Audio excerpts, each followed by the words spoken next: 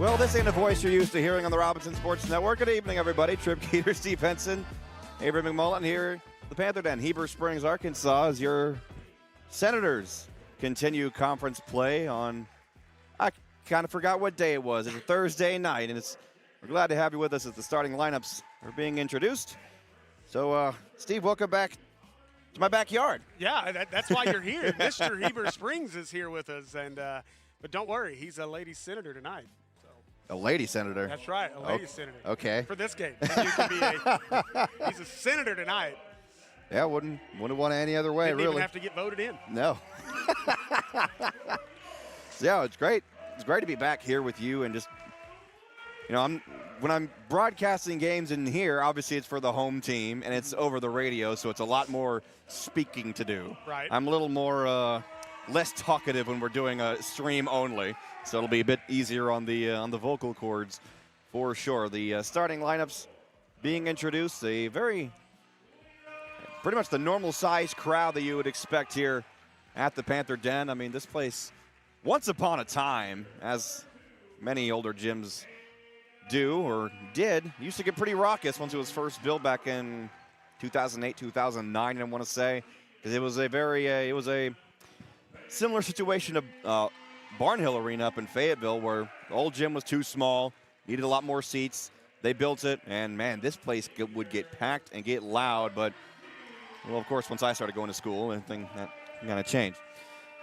Well, there's a lot to be excited for coming from this Heber Springs program right now. Obviously, be hosting regionals here, so we might as well get used to being here for Robinson, and of course you with the Mills Sports Network. Might as well get used to being up here. But this is a big game in terms of standings and seeding for the regionals. Heber Springs comes into this game 4-2, just a half game behind the Lady Senators.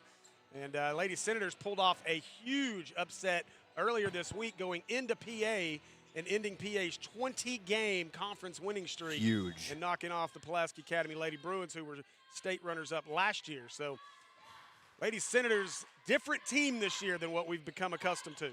And we are underway. Lady Senators control the opening tip-off. It's going to take me a moment to become accustomed with the names, especially for the Senators, because, calling multiple games for multiple networks is a bit challenging, as you know, Steve. Don't worry. I've been there as well. This is officially my 14th game in 10 days. Wow. By the time we finish tomorrow, I will have called 17 games in 11 days.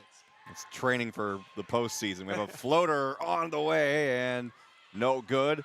A race for the rebound, and a good job there by Dean to keep it in bounds, and ball tipped and controlled. Here's Riley Williams with it. Yeah, I'm going to put Avery over here to the test. He's normally handling production, but when we go on these VMix shows, when we do them, I like my live view monitor here, and so I rely on our camera op quite a lot. And I'm just going to say I've gotten real spoiled with my guy Kerry Rotnick. He's one of the better camera operators, maybe the best we have across the NSS networks. And so, no offense, Avery, but I've gotten spoiled. So, Avery, you got a lot to live up to tonight. No pressure. Absolutely. Look right side near the corner. Mid-range jumper and falls. Lauren Jackson opens the scoring for this game tonight. I was a little nervous there, Trip. I didn't test. I'm doing production again tonight, and I didn't test my score bug before I left. And I was like, when I hit this button, it better put it on the Robinson side. It did. We're good. Good. Very good. Many don't realize that the score bug that we use is not directly connected to the official scores table. I think that's a misconception, and that just shows how good of a job our producers do for each of these games. It's especially been a problem for football. Wow, just nobody getting in the way of Lauren Jackson. Yeah, we're hoping to alleviate that come 5A state tournament. Obviously, NSS, the home of the 5A state tournament. And so we'll be up in Farmington, and Will Watkins is working feverishly to try to figure out a way to make sure that we can have that auto update from the scorers table. And hopefully we make it work. I think that worked during arena football season, so I think we've tested it before. Yeah, we'll see. Maya Foster, shot no good, and a strong rebound. Dakota Dean. We've gotten to that time of the year where every one of these games are ultra important. Yes. These two teams matched up back on January 6th. And Robinson won that one in a close one, 53-48. Now, two teams half a game apart. This would be ultra important for Heber Springs to pick up a victory tonight. Very dry shooting for the Lady Panthers. A great kick-out pass. My goodness. Strong shot by Jackson, but also that pass by Simmons. I had to double check I had the right number on that. I mean, she was going down to the floor as she got that assist. So strong scoring so far for the Lady Senators and keeping Heber Springs scoreless so far. Yeah, she did a heck of a job not to travel. Yes. Any one of us would have just given up on that opportunity to do the splits and let that pivot foot keep on going. But she's a lot more flexible than us and did a great job. But I can't say enough about the job that Coach Love has done with this Lady Senator program. Again, I go back to a couple of years ago, maybe even last year, when I was pulling highlights from a Lady Senator CAC Lady Mustang game. And I'm telling you, I thought that game, I thought I was watching Pee Wee teams play. Oof. The officials stopped calling travels and double dribbles by agreement because no one could bring it up the floor. Oh, my. And to get from that to where this team is not only contending for a conference title, but a potential chance at being a state championship, this has been an impressive run out of Coach Love and what he's done with this program. I love programs that are able to turn around just like that, as there's a travel violation on Riley Ferris right as we're talking about it. But also, as you're talking about Coach Love here for Robinson, we've also seen that with Coach Zip Gregory at Mills and also at Eastham. Their girls program couldn't buy a win. They would get smacked by 50, 60, 70 points. And now they are also in contention for a state championship, a state tournament run. Shot blocked from the right block, and now jump ball and possession arrow will favor Heber Springs. Let's see if I can push this button correctly. Boop. That didn't do anything. Never mind, showing the right place. You're good now, because with it flipping now, we are correct. Okay. Left shoulder. That's Monk, and she's fouled. Yeah, and I mean, you know, to add to that as well, you know, you look at what's going on with Coach Garrison at Maumelle right now. Mm-hmm. They've done a great job. They're in line to be a 4 seed. They had a tough loss to BB last night, but a team that's, you know, historically played not won many games all season, not just in conference. And so they're battling to be a 3 or a 4 seed as well. It's a lot of really good ladies basketball across the state right now. 2 chances for a score, no dice for the Lady Panthers. Here comes Joe T. Williams. Call a jump ball again. It'll stay here.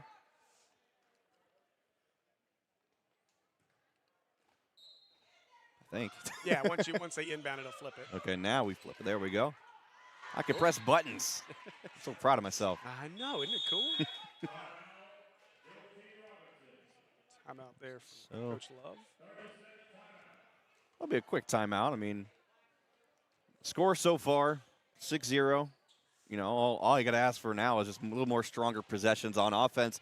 But the defense so far has been giving Heber Springs a lot of trouble here in the first quarter. Yeah, and you look at this roster for Robinson, and it's impressive what they're doing with the youth that they have. They start a freshman, a couple of sophomores. This team, it's been very impressive. I don't see, let's see, who would be 10? And I don't see Harold. I did not get an update. I don't see her down there on the bench either. I know she suffered a pretty rough injury against Clinton last Saturday, and I've not seen an update. Actually, I believe that's her with the crutches there on the end of the bench. So obviously she was in a lot of pain that night. It did not look good. Unsuccessful possession there. Here come the Lady Panthers. Shot no good. Strong rebound, though, by Monk, and she puts it back. Yeah, that was good defense. Turned to offense that time. Coach Love not going to be happy about the way they came out of that timeout, getting that inbound pass stolen. Strong take from the left block. No good, out of bounds. Heber so far looks a little more active coming out of the timeout they had earlier, whereas Senators starting a little bit slow now after a 6-0 run to open it. Right wing now, moving at top of the key. Ooh, good move. A strong drive down the baseline. Need a chote. That was impressive. It's something that she's been doing since she's been a sophomore. 3 on the way from the wing, no dice. But a steal. Good job by Simmons. Now she'll take it down the paint. And she was anticipating a lot of contact, but got none. A left wing 3, way overshot it. Rebound. Aubrey Williams, she takes it coast to coast and takes almost an elbow to the face by Maya Foster. Boop. Got one on both sides now. I missed one earlier. No, I already added that one. Oh, I'm an idiot. Yeah. Don't listen to me. I'm an idiot. Look at me. Let go, Steve. Quit trying to be a Will Watkins and control everything. Gosh. Floater. That was a tough shot to make. She was trying to shoot through the branches. That was more like a line driver. She didn't get the float under it. We went towards the left wing now. Ferris finds Choate near the corner wing. No good. And Williams comes away with another board. Up court, there's Dean, and that's knocked out of bounds. I'll tell you, Tripp, Robinson a little fortunate right now that Heber's doing a good job getting their hands in the passing lanes, but Robinson not doing a good job closing out on the defensive end either. They're leaving a lot of these Lady Panthers open along the perimeter. Charity Woods now in the game for the Lady Senators. Williams went with a hand almost in her face, got the shot away, no good, and chase down for it. All alone, Leah Monk. Lay it up and in. We call that the most pressure play that you could possibly have in basketball, an all-alone layup. Too much thinkage and you can brick it. Everyone's yelling at you like, yeah. Yes, yes. Oh, no. Speaking about yelling, there's a lot of scrum going on out there underneath the hoop. Foster came away with it up court to Choate. Left corner, 3. Drained. Leah Monk. A 9-0 run to answer the 6-0 run from the Senators to start. Yeah, when you miss one of those layups on the Maumelle Sports Network, we refer to that as blowing the bunny. Good chase down. Riley Williams gave it to Woods, and now Woods to Williams. Aubrey had nobody in front of her.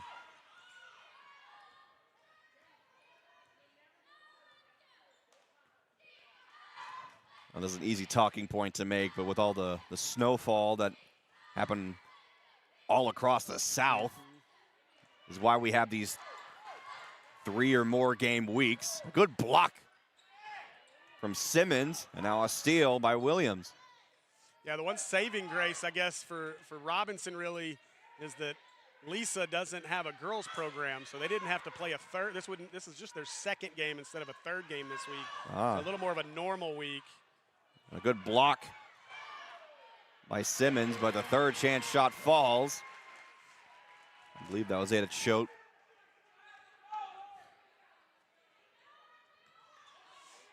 Yeah, Avery will have to correct me, but do you guys have a game tomorrow night? So they will. And one. So they will play. They will play a third game this week, but at least it's not a fourth game this week. Mm-hmm.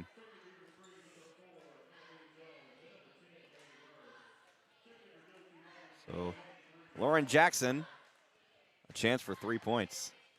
They did count that, right? They did. They haven't put it on the board yet. Did they not? But I'm counting all of it. Should be an 11-11 game, Oh, right? the- Or 11-10 game. The football coach is a bit slow down there on the scoreboard. There we go. Yeah, okay. I thought I had it right. Yeah, you did. About a 5 seconds difference between the clocks. Heber Springs in the corner, gets away top of the key. Shot from just beyond the charity stripe. Ooh, results in a jump ball. Wow, and it'll stay with the Lady Panthers. It's a really quick jump ball Yeah. call. Like barely had feet on the floor.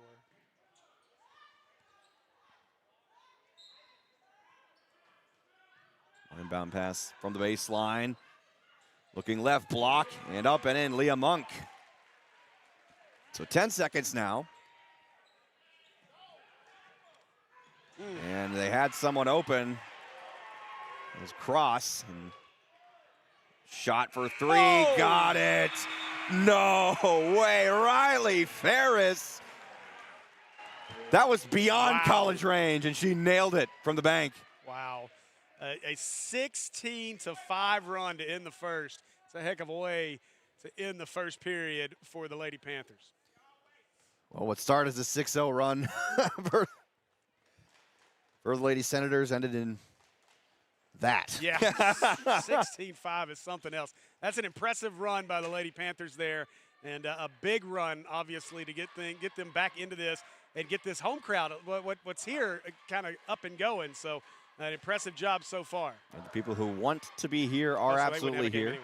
Anyway. And see some of the students. I assume the theme is camouflage. Well, we are, in the mountains of north central Arkansas. I think they just wear that every day, right? Well, you'd be surprised. Have you seen my wardrobe? Look, the most telling thing about small town USA is there's a man that sings that song from the state of Arkansas, Small Town USA.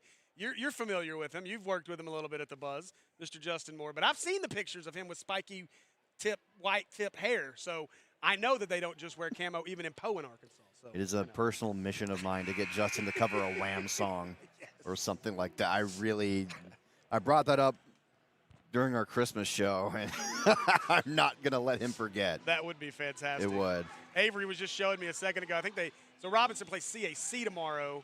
I could have just pulled the schedule up right in front of me. That would have been real smart of me, right? But it says it's canceled, but it's not. Well, it would be in girls play because they don't have a girls. They're 3A in girls. At CAC What? Now. Yeah. Actually, there's going to be a lot of changes. Like I should change the scoreboard. Simmons for three, no good. I should probably change the fouls as well. Good steal and a three from the wing. Just off the back iron, man. Every time those clean shots just barely doink off the back. It's so tough. Another second chance shot by Simmons. Look at that. The ferocity by these Lady Senators can't result in any points. Wow. Gosh, just a tough shooting slump. And I feel like some of that just starts, it's in the legs. These ladies, again, we've talked about it. They've played a lot of games the last 2 weeks. Travel. We saw a lot of this last night in the BB Maumelle game. So it's been, I think that's a big piece of it right now. We're seeing just a lot of sloppy play because there's a lot of basketball that's been played. Yeah, Joe Gregory told us the other day that this is the first time for him as both a coach and a player in basketball that they've had multiple games that are back-to-back. Like, that is just completely unheard of, especially at this level. So it just adds a unique and new challenge because we briefly mentioned the snowstorms that dominated everybody's life. So obviously that's why these makeup games are taking place. Yeah, it has been something else. I'm thankful this game was able to be played tonight because otherwise it would have been played on Valentine's. And flu or not, I don't think my wife would have been very happy with me being here on a Valentine's Day. And I wouldn't be here regardless. I do want to say one of the voices that you guys are used to hearing, actually I guess both of them, Larry and Buster, good luck to them tonight as Larry Williams is the 9th grade coach and they're playing for the 9th grade championship over at Sylvan Hills tonight. I expect to see both of them in chat once those games conclude. I knocked off my Hornets on Tuesday, so. 4 to shoot, 3 on the way, nails it. Collins Cross. Big shot that time for Cross. That maybe will get this Senator team heated up a little bit. That'll help. Yep, a miscue on a high pass. Looking for Leah Monk.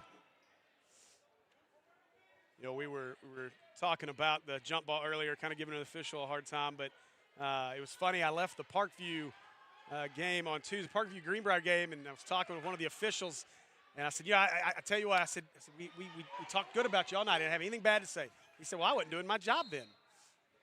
So, lets me know, one, they don't mind it when we give them a little grief. Okay. So for Heber Springs, Leah Monk is charged with her second personal foul.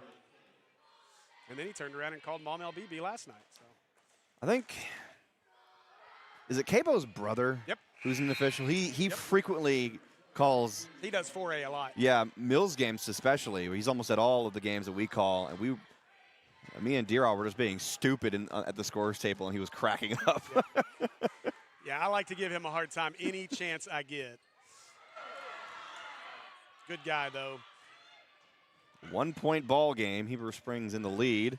Those Bohannons are legends in their own mind. Wow. The bounce on the baseline. You're mean. I want to just get you to debate Justin Acree on anything. It would be so much fun. And see where that goes. It would be so much fun. It's all love. Cabo knows this. When he eventually gives me the option to have my own guests on a show, I know who I'm calling first if he's going to be. I'd better be first. Senators making a little run here. Great ball movement inside the paint. Sharia Simmons. Just like that. Hope I'm saying her name right. 6-0 run.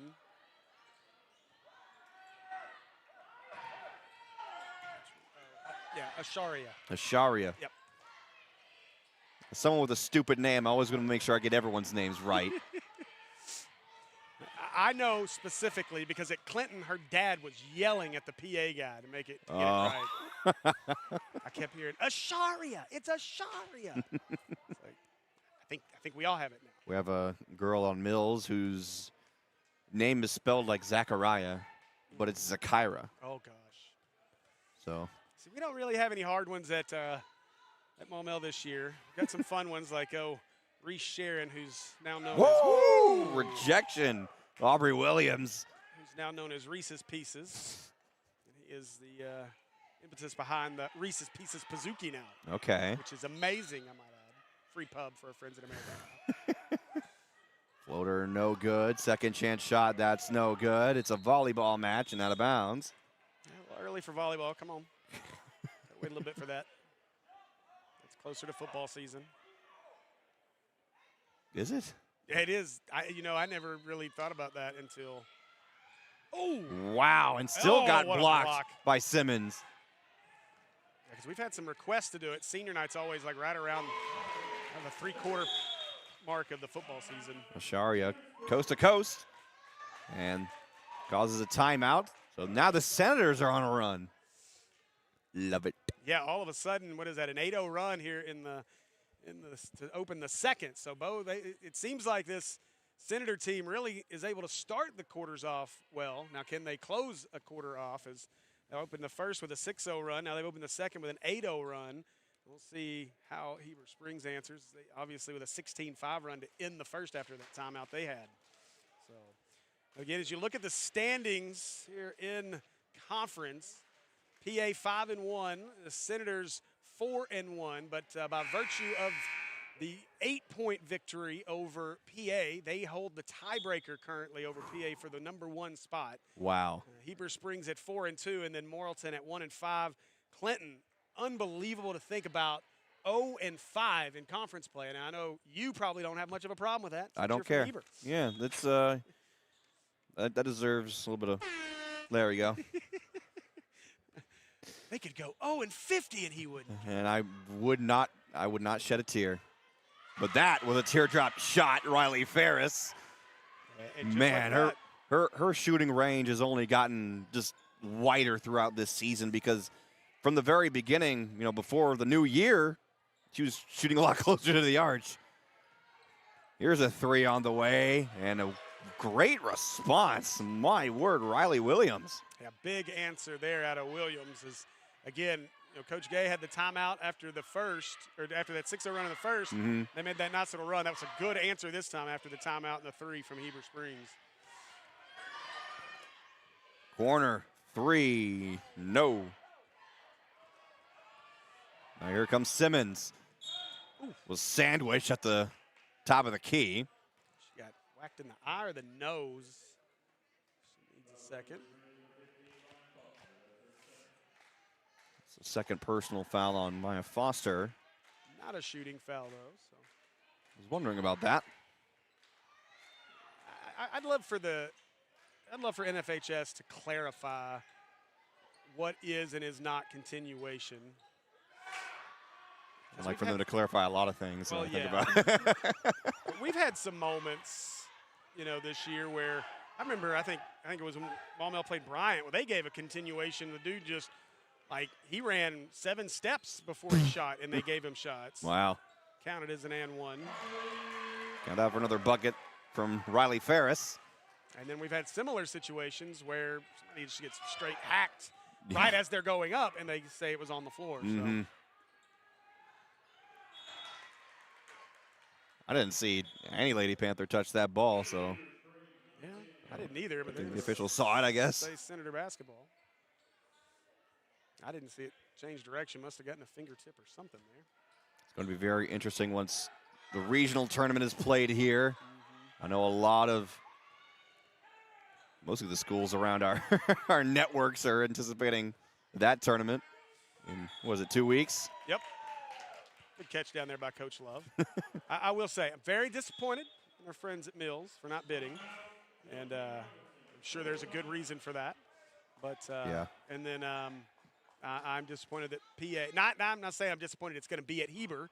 But, last year we had to make the trip to Clinton. That was even worse. And so now, now this year we got to send folks all the way up here to Heber. So I kind of lived in Clinton last year. I guess I'm gonna be living with you this year. I had to live in Magnolia basically during the state tournament. I'm living in Farmington in a couple of weeks, so I've got that Airbnb booked up. Yeah, that's much better though than Magnolia. I'll take that because we did that a couple of years ago because they were 4A. Mm-hmm. You remember that? Yep, so that's right.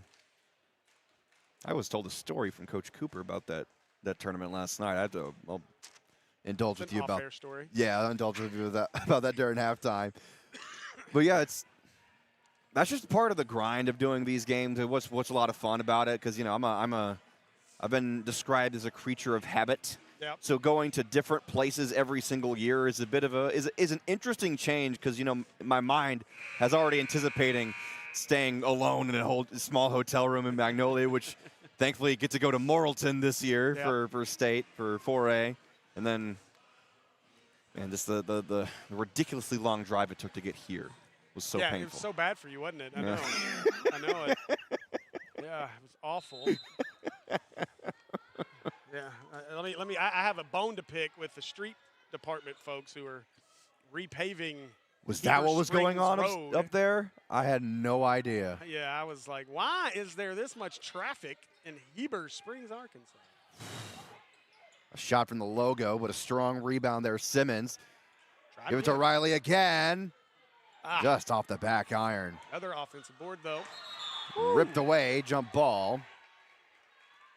Possession arrow, Heber Springs.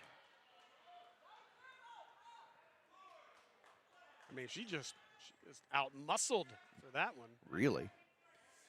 Let's switch the possession arrow. That's something we don't have on production truck. Yeah. You do have that on production truck. Well, we don't use it apparently. I wish we did. Very easy. You can use it tomorrow night. Okay. There's also a shot clock on production truck, but that I've not figured out how to actually make work. I'm not going to be the first one to discover it tomorrow. That's for sure. I got it to turn on. I just can't get it to count down. Here's Ada Choate. Does it again. Mr. Rath in the building. Gunnar Rath, dad. Had a nice little conversation with him after the Clinton game. Gunnar Rath, going to be a lot of fun to watch in the next one. Talk about a dude that is not afraid to shoot it from anywhere. No. Ooh, nice move. A nice shot. Wow, Lauren Jackson. I think Rath, he's been playing for Robinson around the same time I've been. Well, you had the older brother. He's the younger of the two, yep. What a good shot there from the shoulder. Riley Ferris is having herself a game. All of a sudden, the offenses are heating up.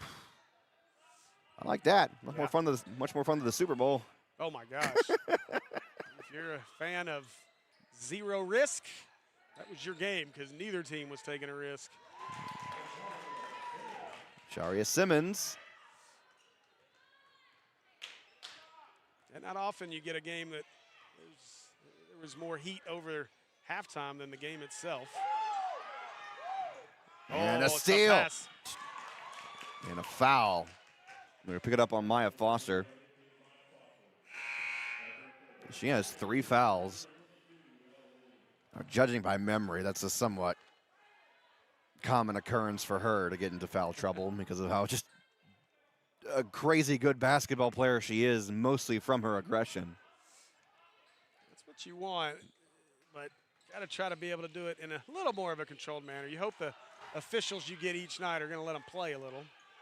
A tough shot on the right block by Jackson. And sometimes you get officials that let them play one half and don't let them play the other half, like Arkansas, Kentucky. You're welcome. I appreciate that. Yeah. I do, very much. It's great being a guest for that one. I assume you have plans for Saturday. I mean, I don't. I can always Would you like some clear my plans? schedule. No, I don't know. I cannot answer that at the moment. I would have to, because that is Valentine's Day. Mm-hmm. So There's no better day to be single than on Valentine's Day, that's for sure. I've not been single in a long time. Oh, wow. Senators couldn't come up with that. Now a 3 on the way. Ferris again. Ooh. She's a sophomore, and she's shooting that well. Man. How much longer until her offers come pouring in? No doubt. 5 seconds. Wow. And just stolen away. Feisty steal by Bailey Burris. And the first half ends with a 2-point deficit. Heber Springs in the lead. I got to say, I was not bored that entire first half. I can only expect it's going to be even more fun in the second half, Steve. No, absolutely. And I think if you're Coach Love, as you go into the locker room here, the number one thing you got to have a conversation about is closing each of these quarters. You've opened both quarters really well. Now, there was a lot better action by both teams to close that second period, but they did not close either period very well at all. Obviously, the big three at the buzzer for Heber at the end of the first, and then a couple of steals and buckets for Heber there at the end of the second. That's got to be the talking point in the break. So we're going to take a little break. Normally on the Mill Sports Network, we kind of just wait till the second half starts. That's what we're gonna do. So I like you already, Say Steve. about a minute, we'll come back. So roughly there, 2 minutes, something like that. Yeah, sure. Let's do it. So, yeah. All right. We'll be back eventually.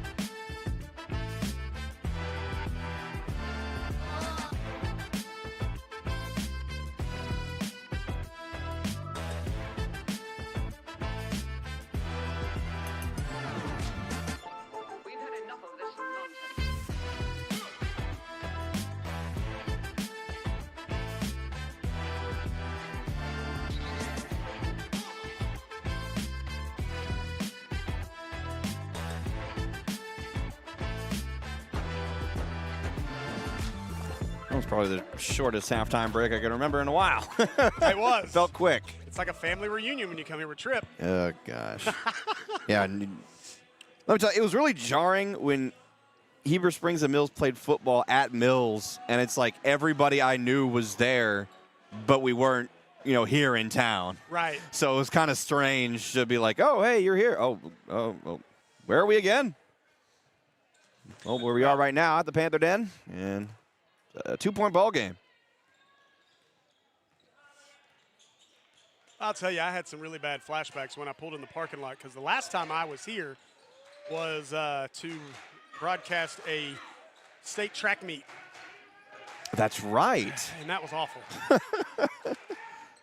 We had some business calls as well during said track meet.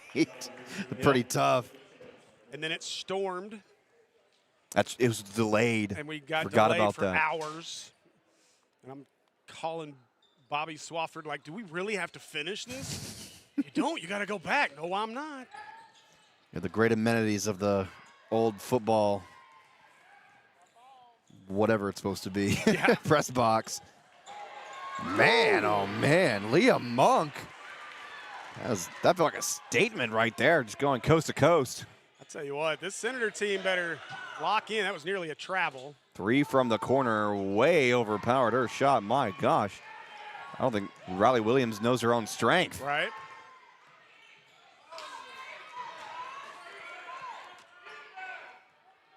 Oops. No, you're fine.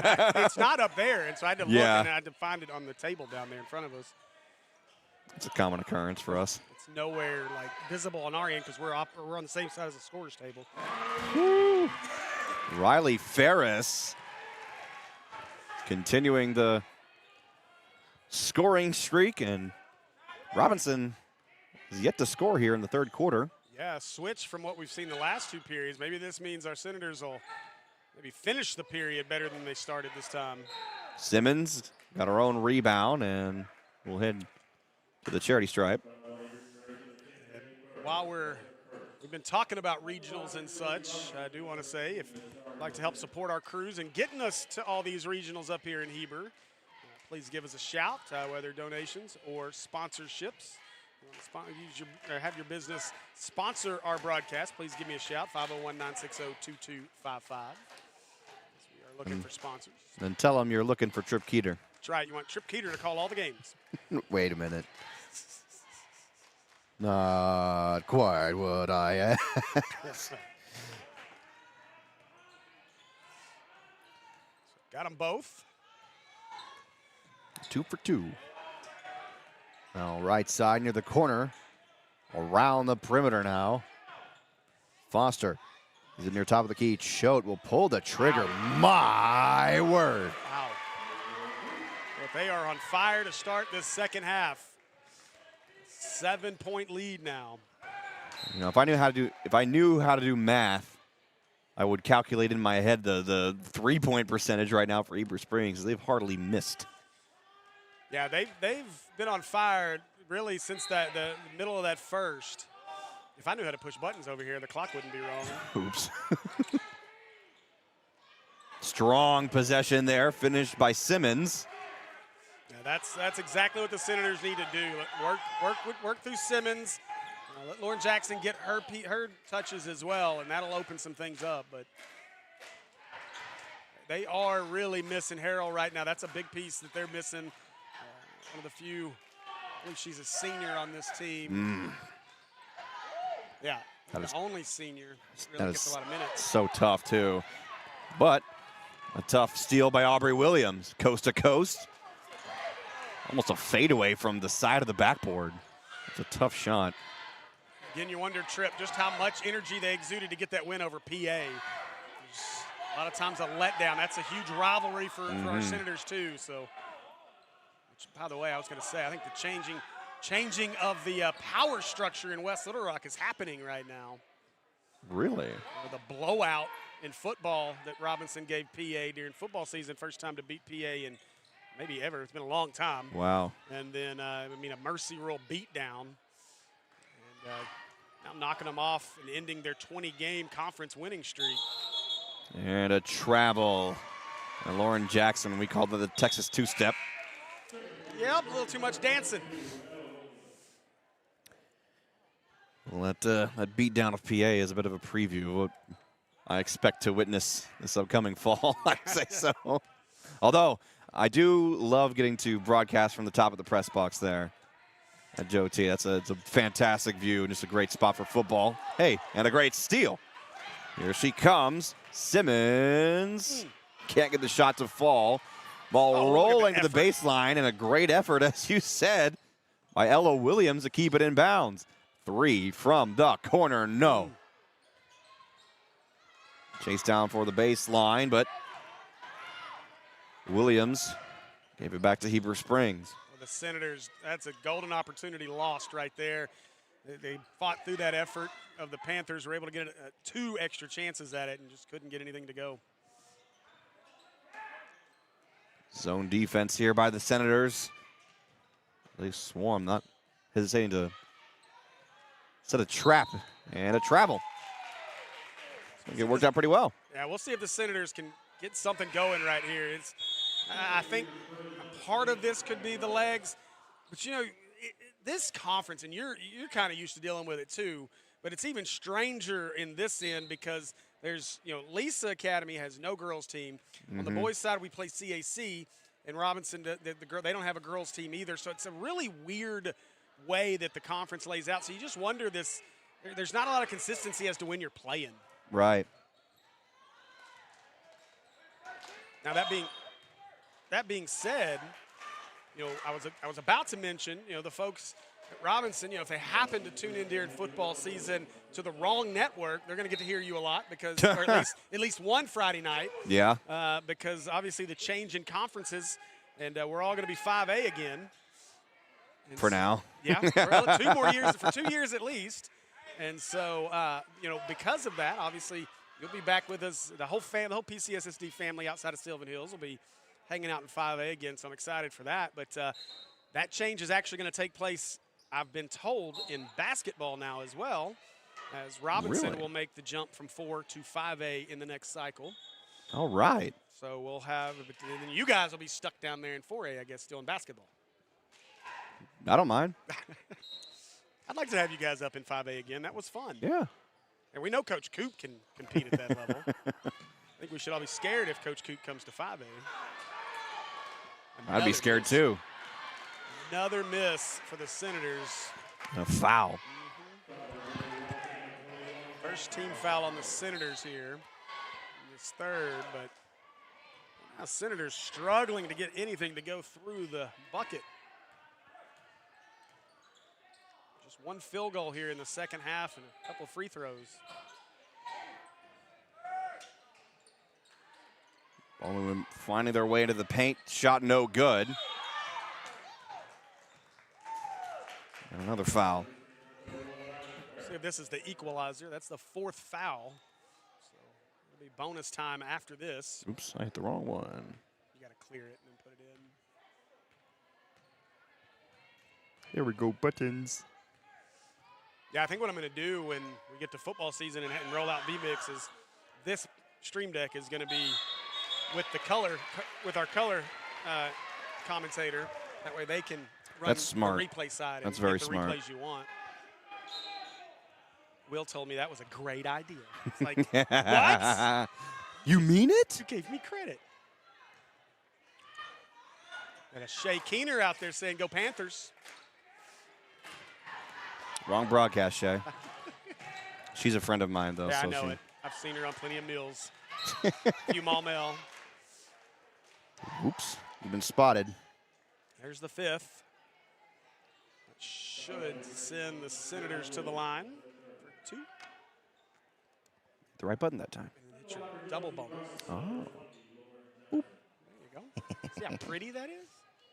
It's so nice. I think we have a completely different score bug though, for our 5A state tournament coverage. Really? Yeah, Will revamped it all.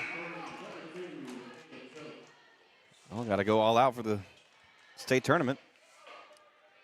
Yeah, I have to tell you about a text message I got right before I left to come here. Really? Oh, boy. It was interesting. I got a little worried there for a moment. 1 out of 2 on that trip. I meant trip to the line, not on that trip. Because I'm right here. Good block there by the Senators. Williams trying to get the chase down. And almost had the putback shot as well. That was a brief circus. Yeah, that ball kind of like hung to her wrist. That was really weird looking. Yeah. Yeah, Senators just cannot get anything to go right now. Open look here. Knockdown. Aubrey Williams. Shut me up.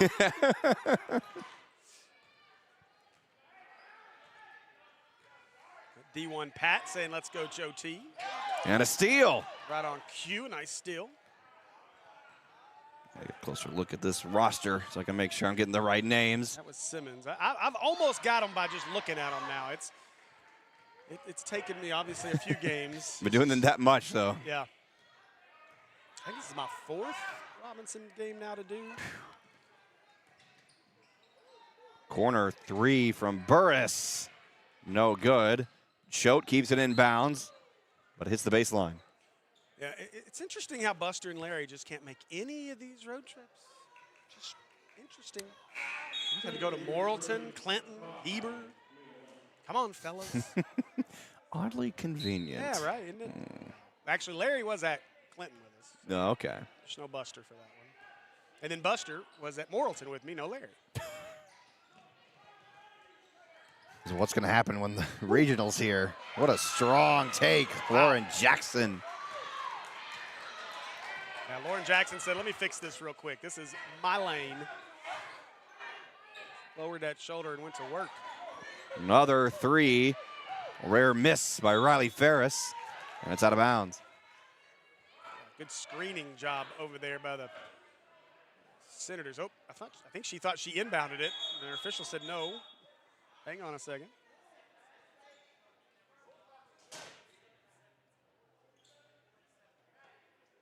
It's going to be 47 seconds, I think he said. I can't update that. Not easily, anyway. So I'm just going to let it run. Okay. So once it hits 43, that's when our score bug will run. There it goes. Jackson again. Oh. Another travel. That one, you got to give that. That's good credit. Got to give credit to the defense there of Heber Springs. Kind of created that wall.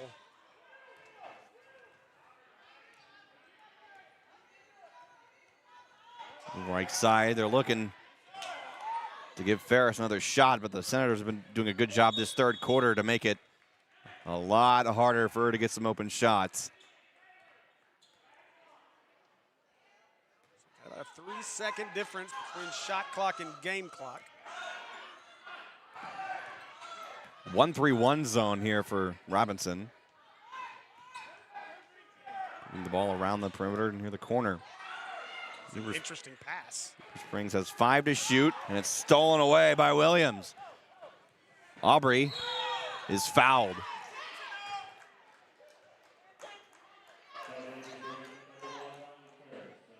Well, you know, Tripp, we talked about it in the first half. The Senators opened the periods really strong, did not close them so well. This time around, Heber opened it really strong, and now the Senators look to be closing it fairly strong as that one falls.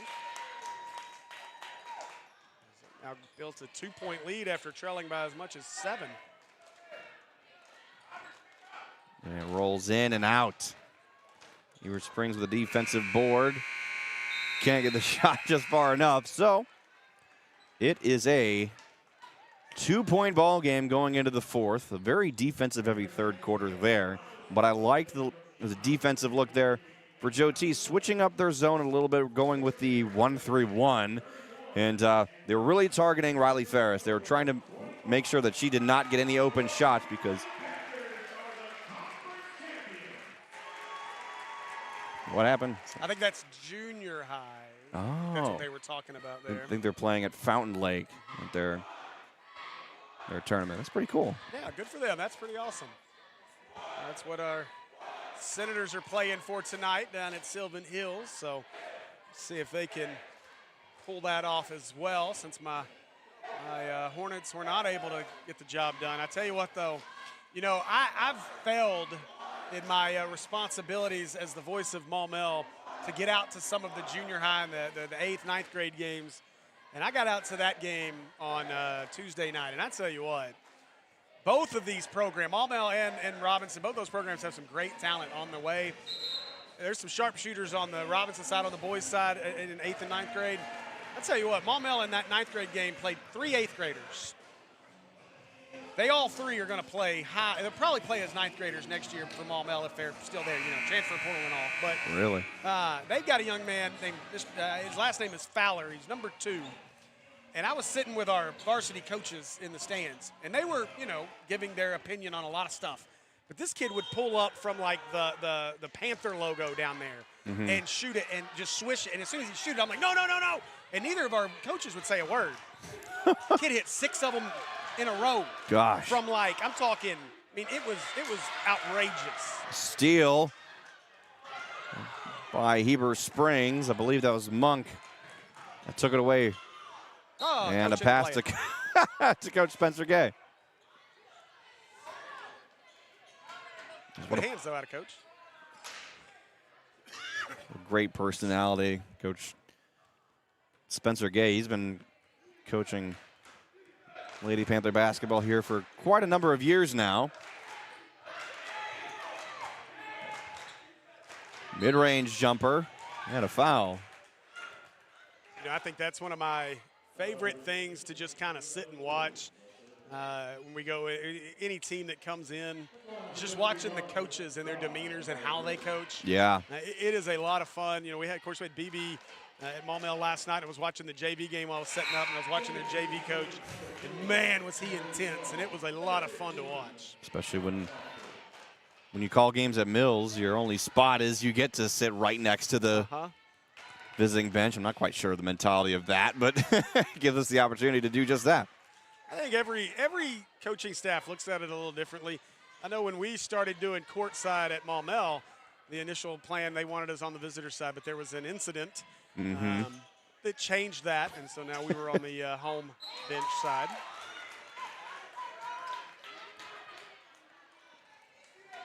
But I will say there's a lot of really good basketball across our PCSSD schools this year. I think, unfortunately, well, really let's just say all of our network schools as well. But 3 on the way. Williams knocks it down.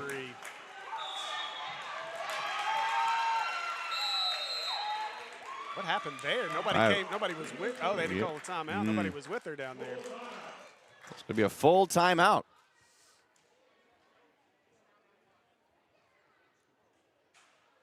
I know that I got the timeouts right up there. I thought that was the 3rd, but actually I think Coach Love called 2, so maybe that is correct. But yeah, I mean, there is so much good basketball. I know obviously the Lady Comets right now are fighting for their regional bidding and to get into the state tournament. Of course, defending state champions on the boys' side in 4A with Coach Cooper, and you know they seem to be playing better each and every week. You guys had quite the break. That 20 days between games. Yes. Which was pretty crazy. And so, and then you look over here, you know, I joke with Coach Love and Coach Harden, and you know, now one of my favorite people in the whole world is an administrator at Robinson and head coach or former head coach at Maumelle, Michael Shook. And so, you know, I joke with them all the time.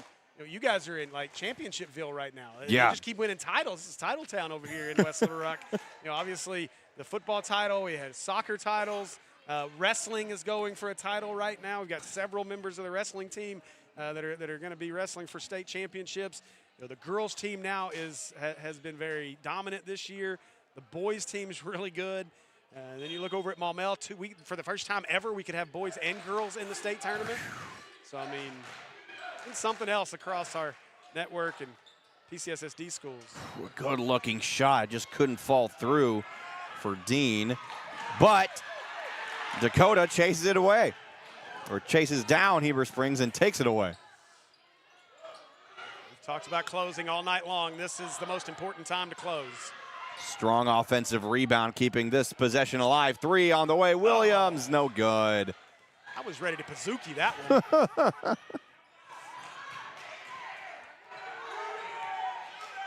the folks here are a little aware of the Pizookie. So.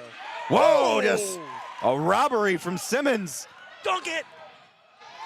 She still scores it without the dunk. Should have seen it last night because we were playing BB. We had so many guys trying to dunk it. And we learned last night we don't have many guys at Maumelle that can dunk it anymore. Emphasis on anymore. Yeah, it's been a little different year over there this year. It's all alone.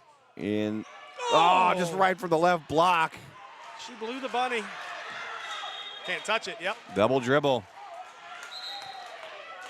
There's been multiple mental errors from Heber Springs tonight.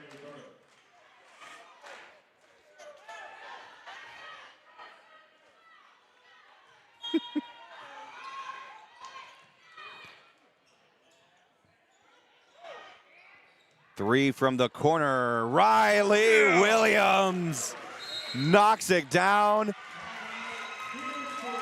A huge scoring run here for Joe T. Makes it 47-35. Wow, what a run here out of the Senators. You know, we've talked about it most of the night, the opening and closing of these quarters, and so far they closed the third strong and now have opened this fourth really strong. Built the biggest lead of the night, up 12.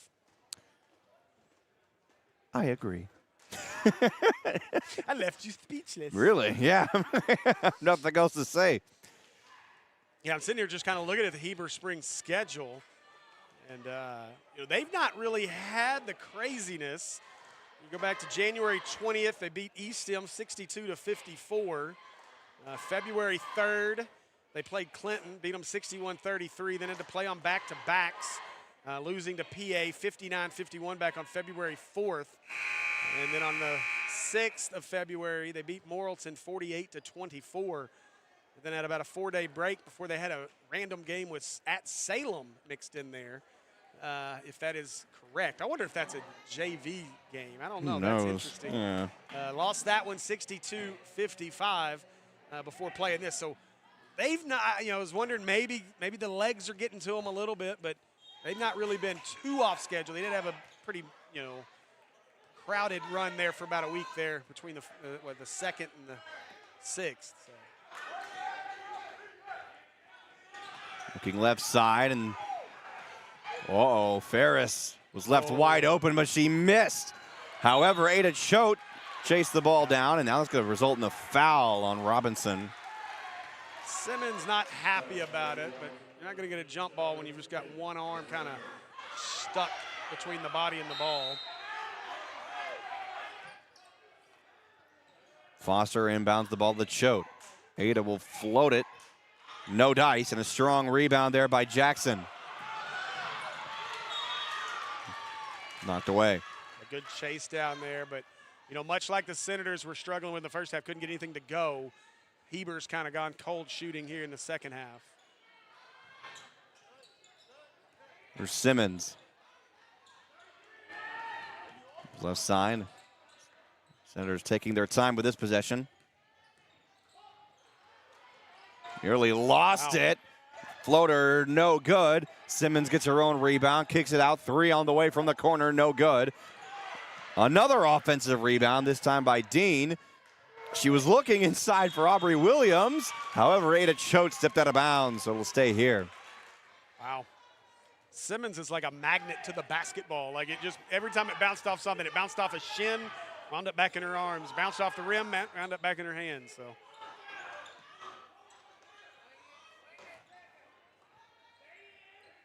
On the free throw line, there's Simmons. Wing 3, Riley Williams. Another bingo bango. That's a big shot. Right now, Heber Springs is desperate for a bucket. 15-point lead, got the crowd going.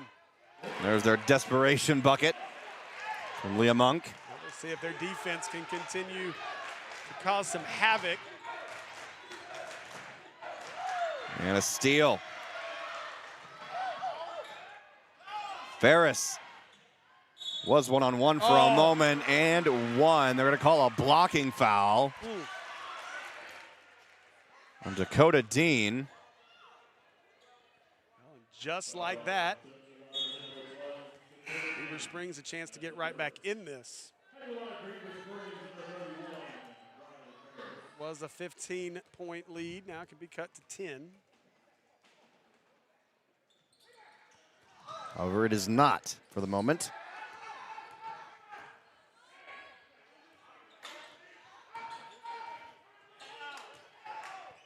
Driving down the right lane, in and out. Lucky there. That one just all touched everything but the net. Yep.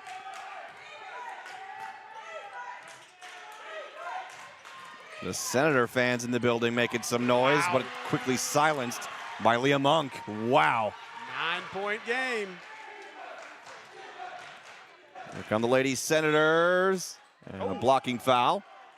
We'll take it. Will be on Leah Monk.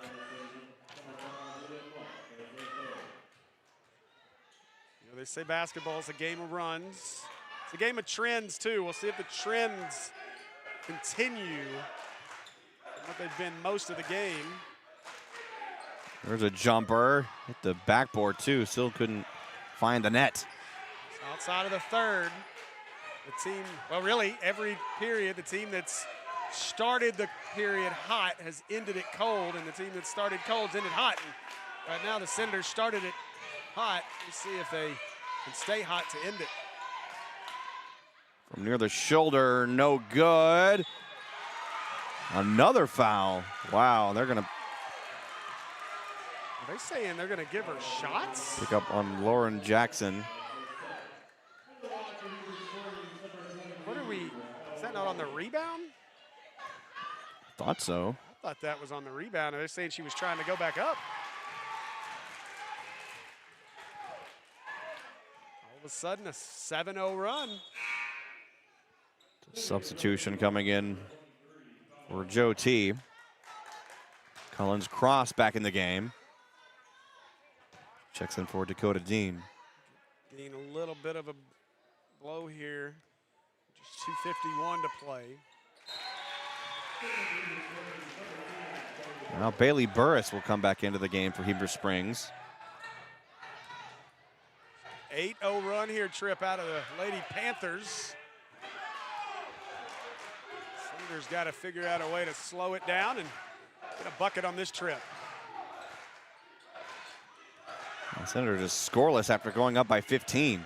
Let's see if this will change there. No, off the front iron.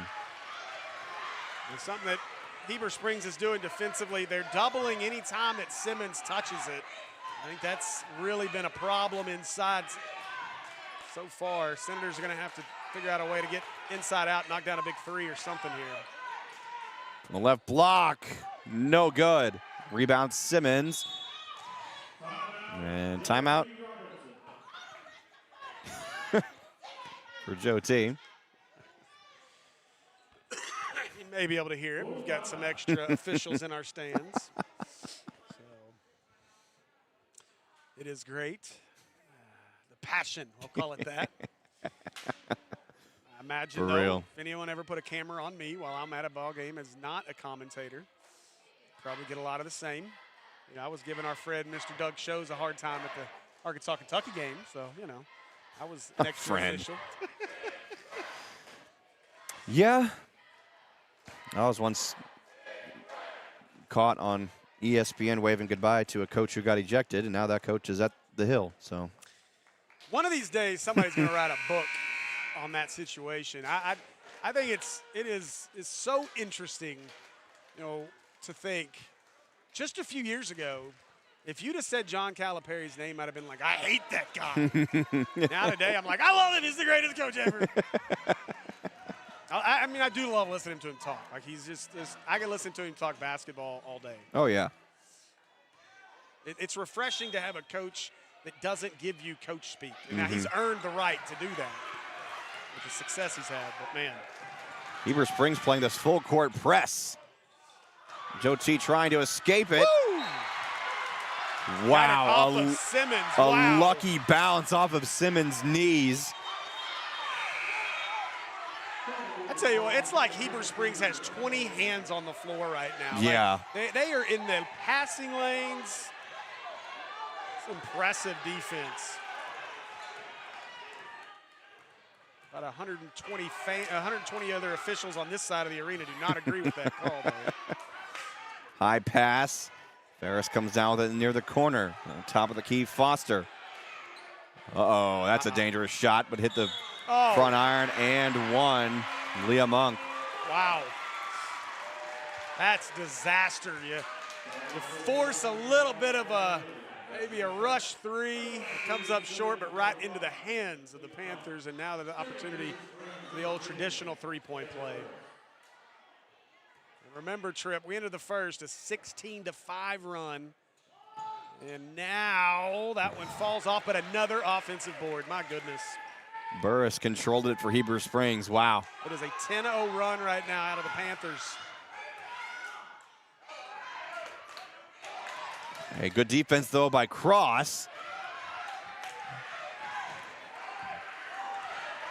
Felt like the Senators were about to put this away. Give the Panthers credit. They fought here. 3 on the way from Chode, and she knocks it down. 13-0 run. I'll get it right in a minute. Good pass. From the right block, give it back to her and float it up. No good. Jump ball. And it'll go to Heber Springs. So now the Lady Panthers have a chance to at least tie it. Wow. Senators have got to settle down right now. This has been a disaster of a final 4 minutes or so of this ball game. Got me standing up now. Timeout. Heber Springs, they're going to draw up a play here, and well, they've got the shooters, Steve, and I would not be surprised if they try to go for 3 here on this possession. Yeah, you know, we talked about it. Basketball, the game of runs. Yes. And which team has the best and most sustained run at the right time? Right now, it's been Heber. You know, they've ended all but the third period on a big run. They've finished every period throughout this game. And so far right now here in the fourth, they're doing it again. And it's been impressive. You know, I feel like it was about 5 minutes ago. They were cold. They couldn't knock down a shot to save their lives. And now all of a sudden they can't miss. And it's a 2-point game, which once was a 15-point lead for the Senators. And just like that, it just collapsed. Yeah. But again, it's been the hands. It's been the great defense out of Heber Springs. And then on the other end, the Senators, they've done a pretty good job for the most part of handling the pressure. They've been able to get the ball into the lane, but they haven't been able to finish. And that's been the problem most of the night outside of the third. Didn't finish the first, didn't finish the second. Now here in the fourth, they're not finishing the fourth. And I guarantee you that's part of the conversation from Coach Love right now is get out there and finish, because you get a stop here, and you get and then get a bucket on the other end. Now you're going to force Heber to start fouling. Huge, huge possession. 54 seconds to go. Ooh. Nearly lost her 5 seconds. I think our official was about to put the 5 up. Foster being guarded by Simmons. Left side. Ada Choate finds Williams. We're going to get a foul on Williams inside.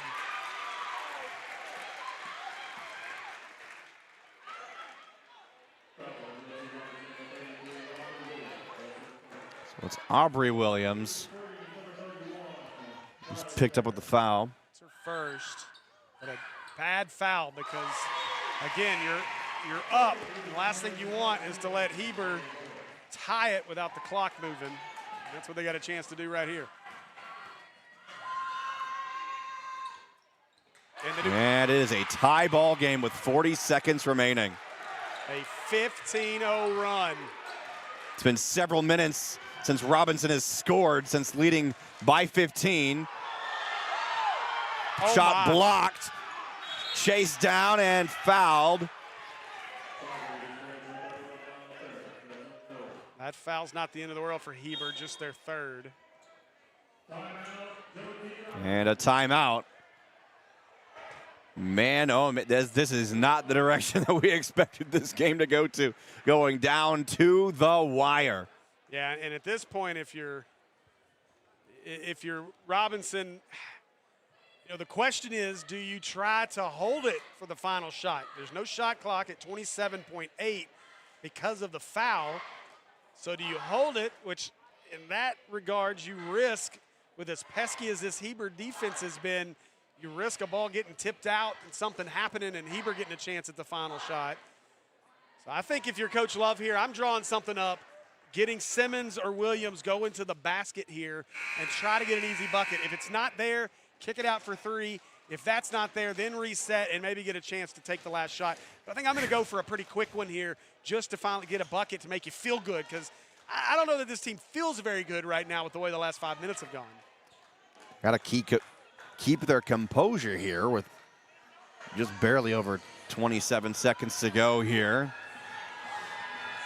This latter half of the fourth quarter has been, just the momentum has all been on Heber Springs' side.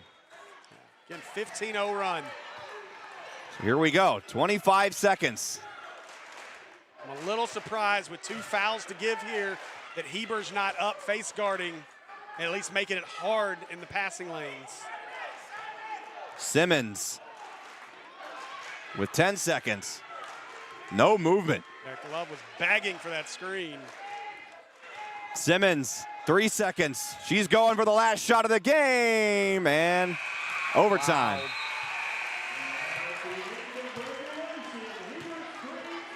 Yeah, I really don't like, there was nothing there. Yeah. I mean, there's a reason we are voices and they are coaches. But I don't, and maybe Simmons just didn't do what Coach was asking. I know he was begging for that screen to come over. The ball never left the hands of Simmons. I would have liked to see some action there and some movement, but either way, we get extra basketball here. Yeah, extra, at least 4 minutes of basketball, as I believe both the team fouls will carry over into overtime. So this is going to be huge. Well, I didn't have Robinson. this on my bingo card for my what? I don't know, 13th, 14th. I don't know how many games this is. So 14, right? Yeah. Something like that. 14th A lot. game in 10 days. But now it's going to be 14 and a half games. I guess it'd be 14 and 1/4 game. Yeah. Or 1/8. It's half. However you want to. I'm done doing math, okay? Yeah. Oh, crap. I won't even try. Now I got to figure out. Oh, no. I don't know how to do this. This is new to me.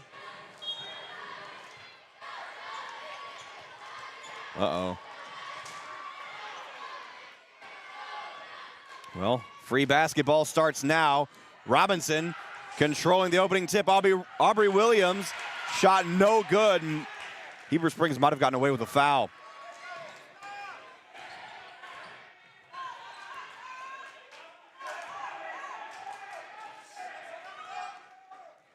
Oh.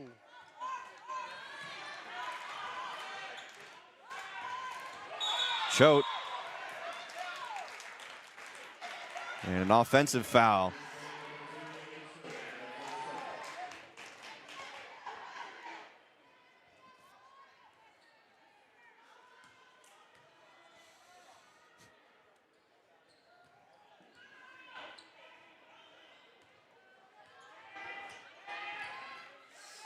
Looking right side, those dangerously high pass to Simmons. Here's Jackson down the right lane, but she traveled, took an extra hop. So our clock is at 3:19. Mm-hmm. I am currently trying to figure out how in the world I change it. Never had to do this. Right. Reaching new territory here. Heber Springs moving the ball around the perimeter to the left wing. Now back towards the right. Choate pulled the trigger maybe a bit too early. Lauren Jackson comes down with it.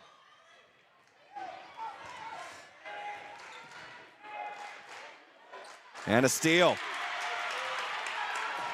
Maya Foster gives to Riley Ferris. Can't complete the possession, but it goes out of bounds and will stay here. Nobody can make a bucket at this point. Saw that pressure.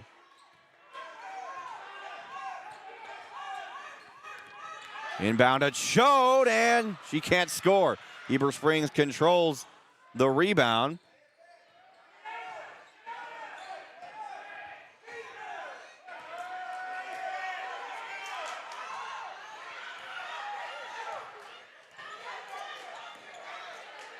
Ferris gives to Foster left side. 15 to shoot for Heber Springs.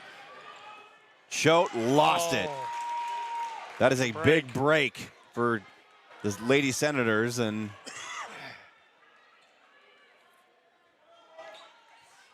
it's been well over, I'll say 4 official minutes now, I think, since the Senators have last scored. It feels like it's been longer than that. It has been a while.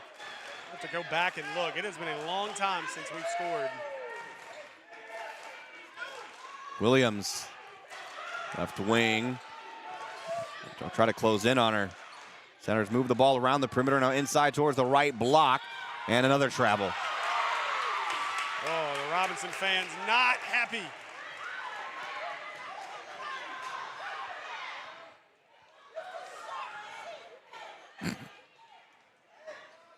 Some choice words there after that call. Thankfully, we're not FCC regulated.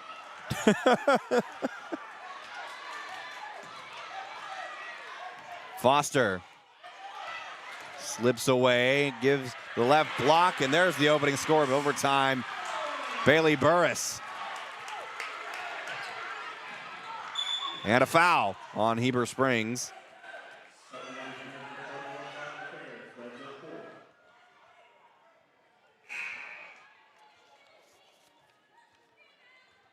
Yeah, so Tripp at the 4:35 mark, Riley Williams hit a 3. That is the last time the Senators have scored. Tried that. It's almost caught up now, though. So. There's Aubrey Williams. First point of overtime for Robinson. First point in, 7.5 minutes. We are tied at 52. So a minute 25 officially here in overtime. That mercifully ends a 17-0 run. And a steal. Panthers. Aubrey Williams. Oh! Might have gotten away with a foul there. I mean, just picked her pocket. And timeout Heber Springs.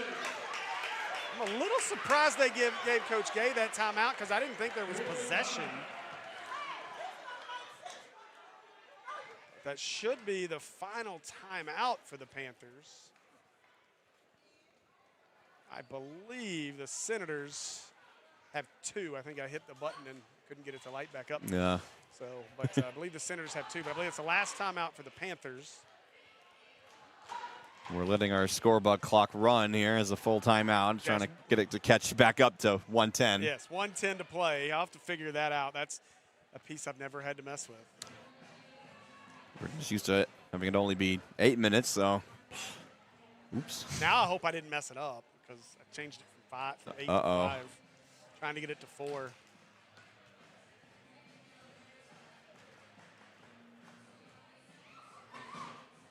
I think you switched it back.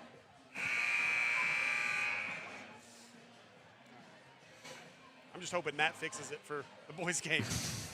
We'll have a 4-minute clock in the boys' game. Yeah. We don't need that. We do appreciate you guys joining us on the Robinson Sports Network. I hope you're enjoying the commentary tonight.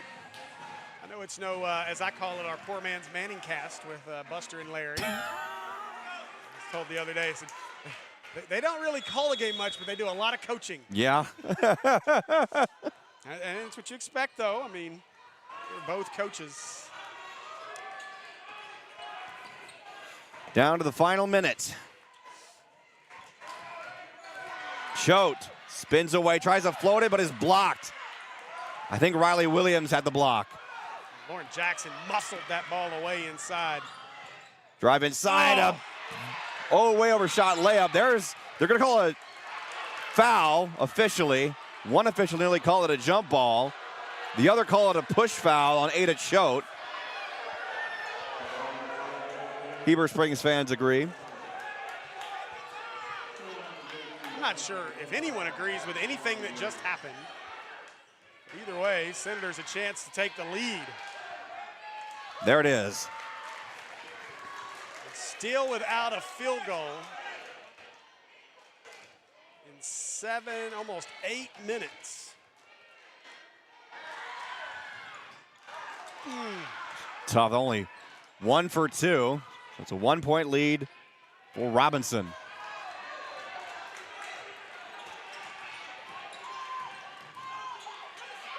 Ferris nearly had it stripped away, and it is stolen away, and a foul. No, a timeout. I saw some contact down there on the sideline, so I was expecting it to be foul, but timeout, Joe T. I thought we were going to get a foul. You're able to finally sync up the clock now and let it roll. Just about. As we're at 28 seconds. Look at there. And there we go. That's right. I'll tell you what, though, this is something else. You know, talk about a headline for newspaper folks or something or online. Could say if the Senators can pull this off and maybe, which obviously Heber does not have to foul. Well, yeah, they do. No shot clock. So Heber cannot just let the Senators run it out. So it is entirely possible that the Senators could win this game without scoring a field goal in 8 minutes and 37 seconds. Unreal. That's insane. Unreal. More than a full quarter without a field goal, and they could still win the game. This has been something else. It was a 17-0 run, 15-0 to get us to overtime by the Panthers. They scored the first bucket of overtime to make it a 17-0 run. The Senators have still yet to score a field goal. They've hit 3 free throws here in the extra period and lead at 53-52. It has been one heck of a ball game. Adjust our possession arrow there on our score bug. I think I've had it wrong this whole overtime period. Oh, well. So here we go. Lady Senators to inbound the ball. And they do. What's funny? Oh, she traveled. Wow. Huge mental error. Shuffled her feet. My goodness.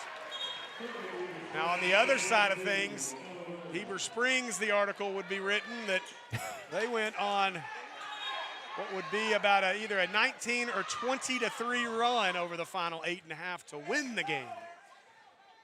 Choate to inbound it for Heber Springs. Finds Monk. Joe T upping the pressure on defense. 20 seconds remaining here in overtime. Hand off to Ferris. Looking for a screen. She gets it wide open. Ada Choate. Way overshot it. A fight for the rebound.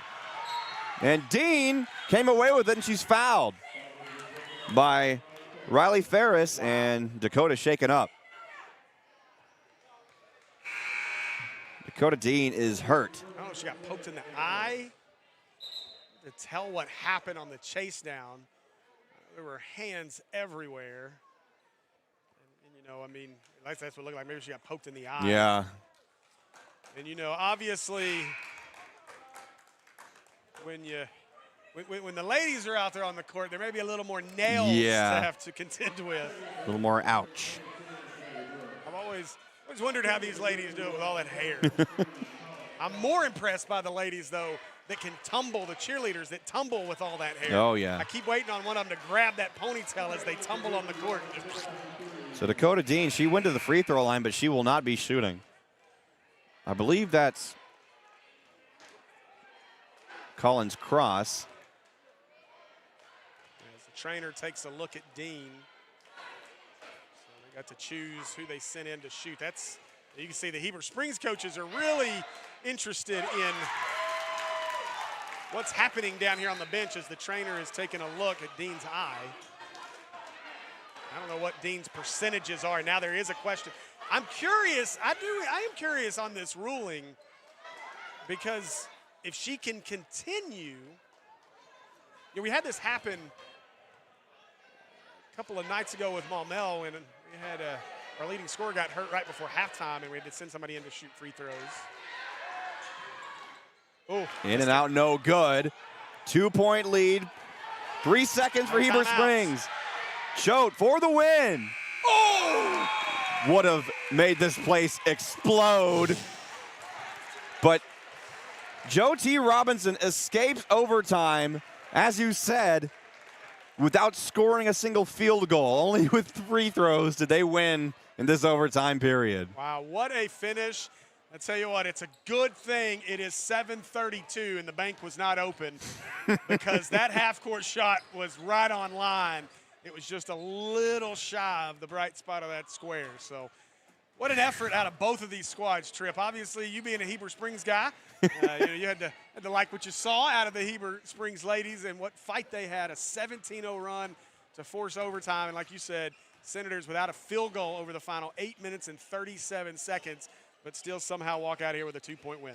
I mean, what an absolute massive conference win, 54-52 in a game that for a moment it looked like all odds were against the Lady Senators, that there's just no chance. All the momentum was in favor of Heber Springs, and they come away with a big-time victory. There was a lot of mental errors in this game by both ends, but man, oh man, just that last foul that clipped Dakota Dean in the face was the de facto right there. Yep, absolutely, and give Cross a ton of credit. Comes off the bench and knocks down 1 out of 2, and still gave Heber a shot, but no timeouts. But boy, what a game we were treated to in game 1. And you talked about it though. The conference standings makes a difference. Heber Springs now with their 3rd conference loss, and now 2 losses to Robinson. So Robinson's going to own that tiebreak. Wow. Robinson now is the #1 overall seed out of the conference by virtue of their win over PA on Tuesday night. So now we look towards the finish of the season here, just a few games to go, but we've got a good one coming up next as the boys will do battle here. And again, Robinson, they do not have the tiebreak over PA. They did win that one on Tuesday, but did not win by enough to take the tiebreaker. So they've got some work to do if they want to be a 1 seed going into regionals right here in this building in a couple of weeks. Yeah, so we'll take a few minutes off to give ourselves some breathing room in between these games. And we'll be right back in Varsity Boys action here on the Robinson Sports Network.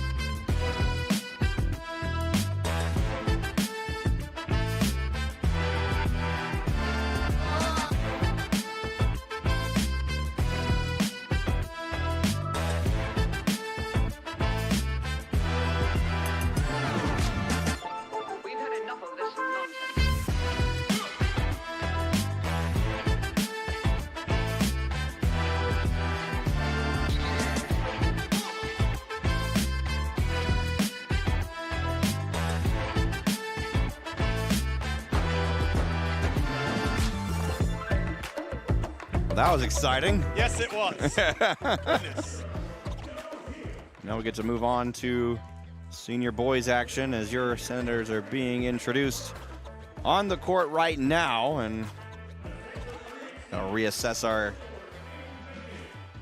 roster situation here as we got quite of a little bit of a unique setup up here with these two tables that are,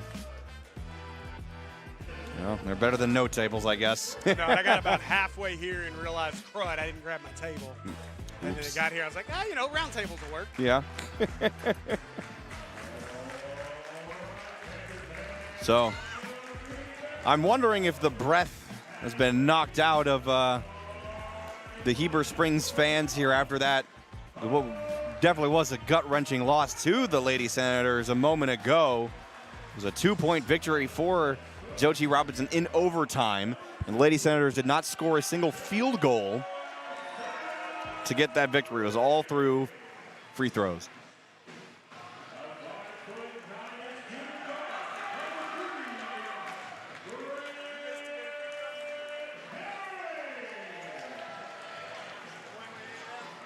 Decently sized student section here for Heber Springs. Most of them wearing camouflage. That, I assume that's the theme for tonight.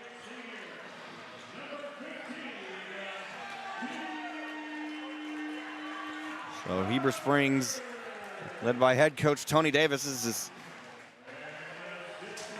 got over 30 years of coaching experience here in the state of Arkansas, and this is his first year here at Heber Springs. Had a lot to work with. Heber Springs is one of those small schools that a lot of their athletes for basketball also come from the football team, so it took a while for him to get his full roster, because once they started, it was still, late in the football season. Then they had to wait for playoffs to be over, and then they had to make that transition from football to basketball to see if they're, well rested and ready for a completely different sport. So now we are ready for ball. Yeah, that transition is always interesting.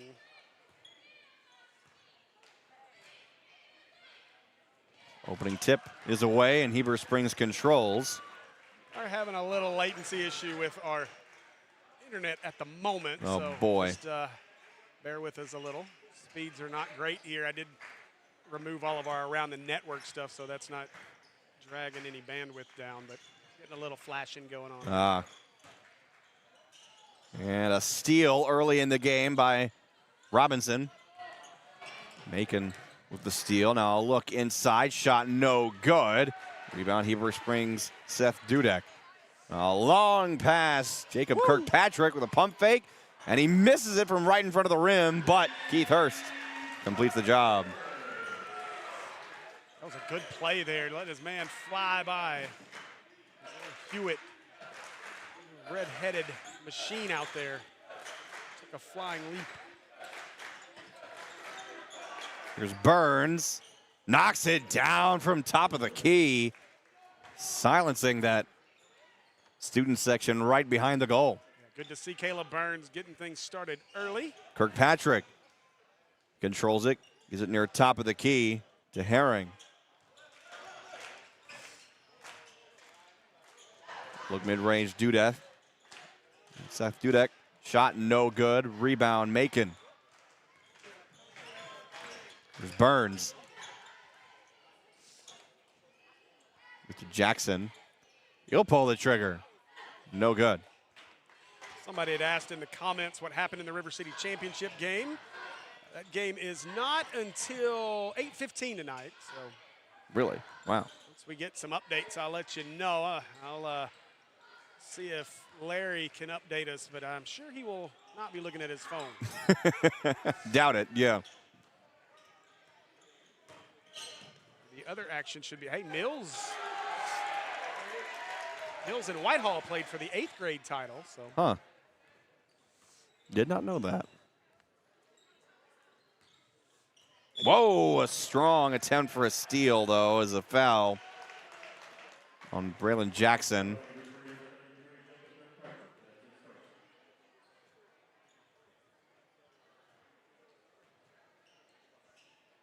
looking to see if maybe they were doing any updates on the Sylvan Hills Athletics social media, but they're not.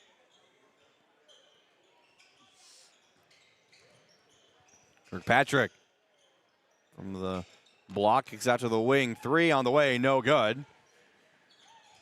Good job keeping it in bounds. Caleb Burns. Let's see if I can go this entire game without calling Caleb Burns Cody Burns.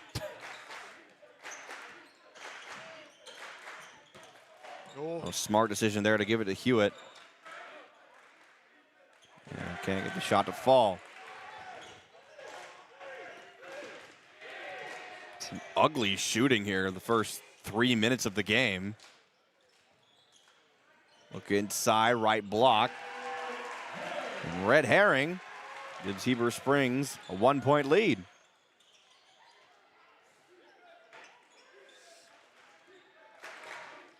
Senators have traditionally, at least in the games I've been doing, have been a little bit slow starting.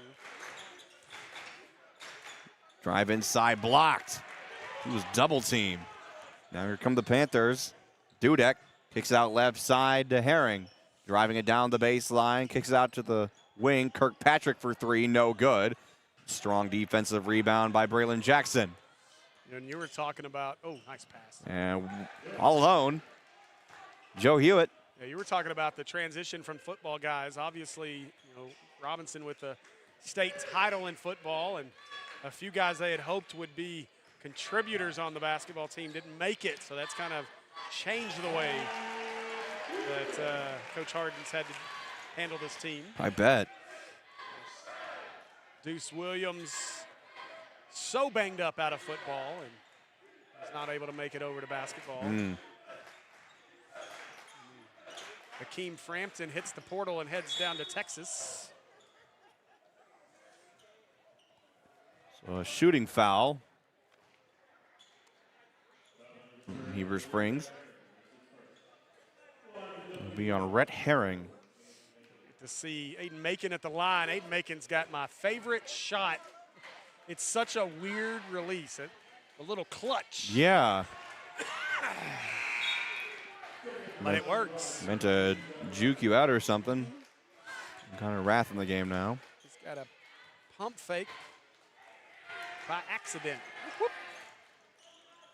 0 for 2. It did not work that time. No. Riggs looking right side, nearly stolen. Here's Seth Dudek. Whoa.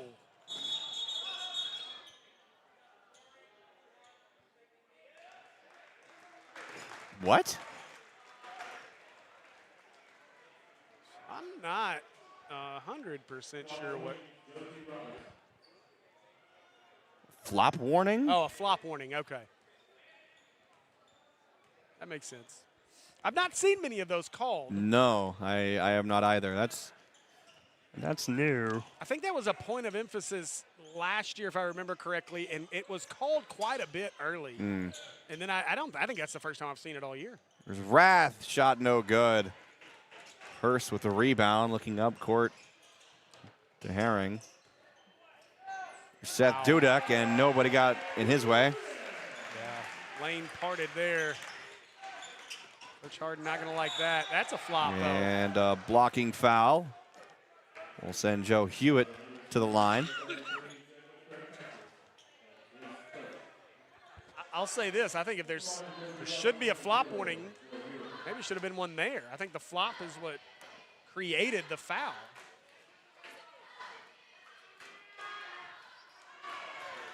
No luck on the free throw line yet. And for this latter half of the first quarter. Goodness. 0 for 4.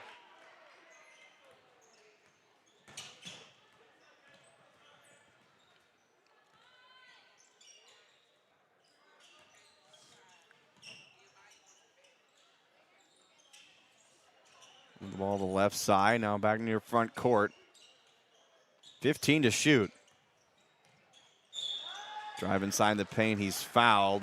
I think that's going to be on Gunnar Rath. And it is. You can't miss Rath on the floor with them Beautiful bright shoes. Hey, I'm ready for my shoes to come in. I know we got some new ones coming. Some special editions on the way. Really? Yes, sir. It's nice to know people. Bet. Excuse me. I ran out of cough drops. There's Burns. Hand it off. Jackson. Back to Burns now. Near the right wing. Good kind of Raff. Braylon Jackson, floater, got it. Good looking shot there out of Jackson as they get him heated up. That'll bode well for the Senators in this one. Obviously this game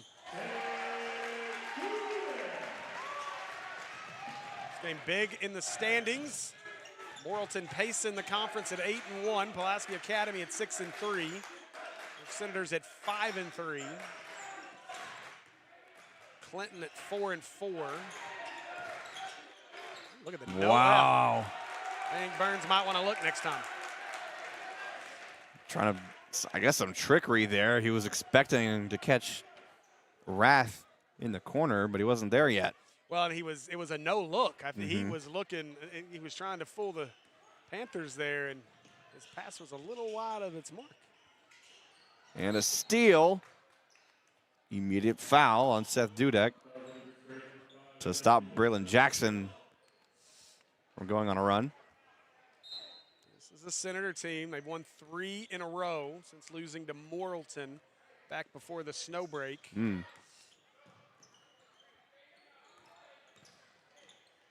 Wow, a great pass inside Joe Hewitt. I like Hewitt's game a lot. I got to see him back when when Maumelle and Robinson faced off in a benefit game to open the season. And Hewitt was that guy, one of those guys you just watched, man, that dude can go. That looked like a travel. Riggs got his second chance shot. 1 minute to go here in the first quarter. Burns trying to kick it away to Jackson. 3 on the way from the wing. Red herring. Dang, I thought this place was falling down there for a moment.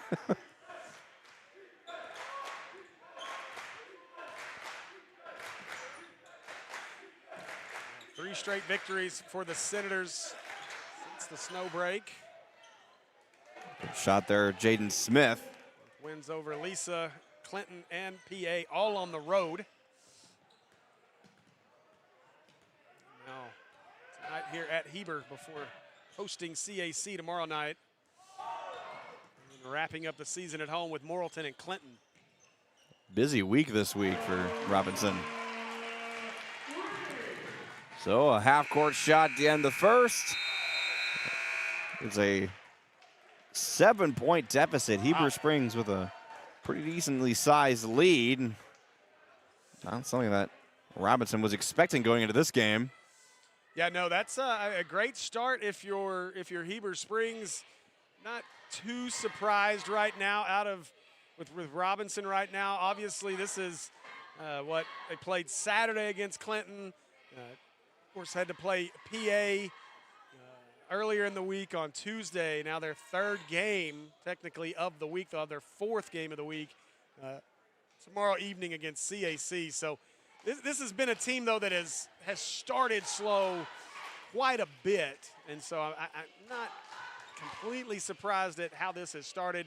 Now we'll see if Coach Harden can get this team going. I've said it a lot.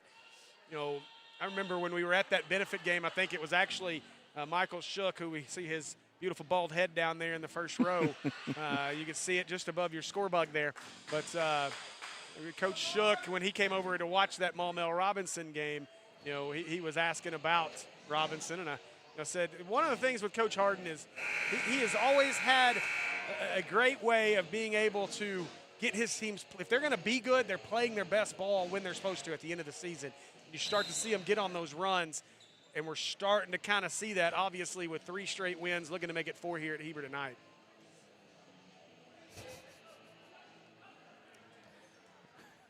Caught me off guard talking about Coach Shook. We'll see. Heber probably wants a bit of revenge. This game back on January 6th, Senators won at 85-59. Wow.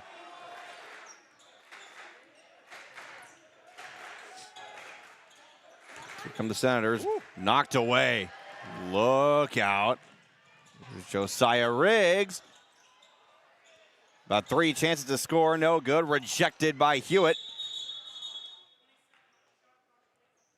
Shot clock wasn't moving. That seems to be a common problem. We had it a few times last night.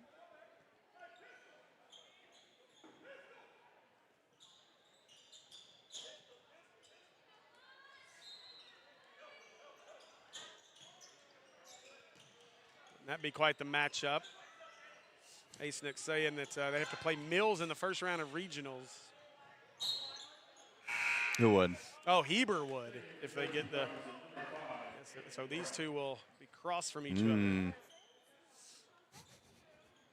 you're Robinson, you better watch out. You don't want that 4 seed. No. Regionals. That's a quick way to find an early end of the season. If there's one team in 4A I don't want to mess with it come postseason time. It's that Mills Comets and Raymond Cooper. I don't want to mess with Ray Cooper anytime. 3 on the way from the wing, just to the left. Rebound, Rath. And here's Gunner. Kicks it out right side. Anthony Brown nearly lost it. Ooh, what a spin move and a lay-in. Caleb Burns. Burns, he's been out with Buster doing some gymnastics and pirouettes and stuff. Goodness. Pirouettes, huh? Yeah, that was beautiful. Put him in the ballet, baby. Double teamed was Herring. Now a give and go and a travel. I was about to say, looked like a running back catching a pass. He caught it, turned, and just took off running, never dribbled. Like, that has to be a travel, right? You know, this is not the NBA. Or college ball. That's what I love about calling those not really semi-pro, but those games down, the Truth, there's a travel. But the Truth League games down in Arkadelphia we do, they play by the NBA rules. I think I've seen guys make it up and down the court without dribbling once. Wild.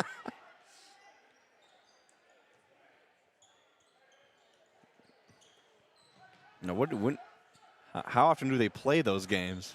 So they do 2 leagues. They'll do a spring and a fall league. Okay. So we should be hearing pretty soon about the spring league.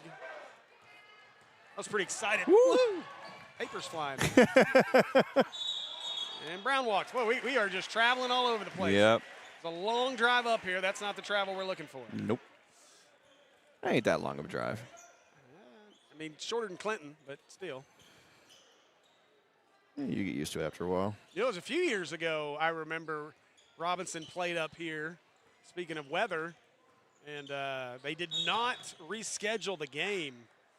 And so, there was impending snow on the way, and we decided not to send a broadcast crew because it was just a little iffy. And we had a bus nearly go off a mountain that night. Yeah.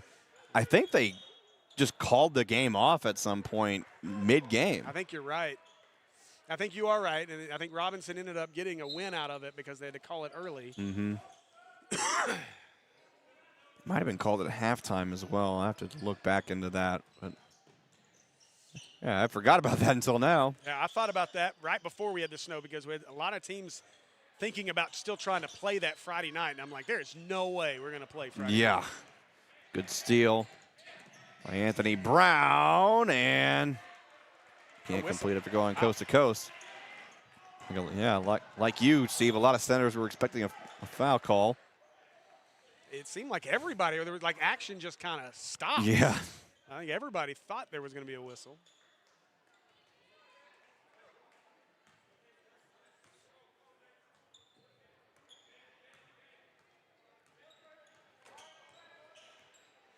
Or Smith hands it off to Macon. Now right side Burns. Left side now. Gunner will pull up. Mid-range, no good. Last shot still not falling. We'll see if he can get untracked. I felt pretty smart during the Clinton game. We came out of halftime. I looked at Larry and I said, I think Gunnar Raff is going to be the difference in this second half. Because he hit about, I was watching him at halftime, he hit about 10 straight shots from beyond the arc. I don't know if Raff came out and scored, I think, 13 in the second half. Wow. 3 on the way from Caleb Burns off the back iron. Just very cold from these rims here in the second quarter. Again, a lot of energy exuded out of these teams over the last couple of weeks. So even that won't fall. Wow. Start to see those legs go. That's a smart move there by Brown. Try to reset things. Oh, Lord have mercy. Hard foul.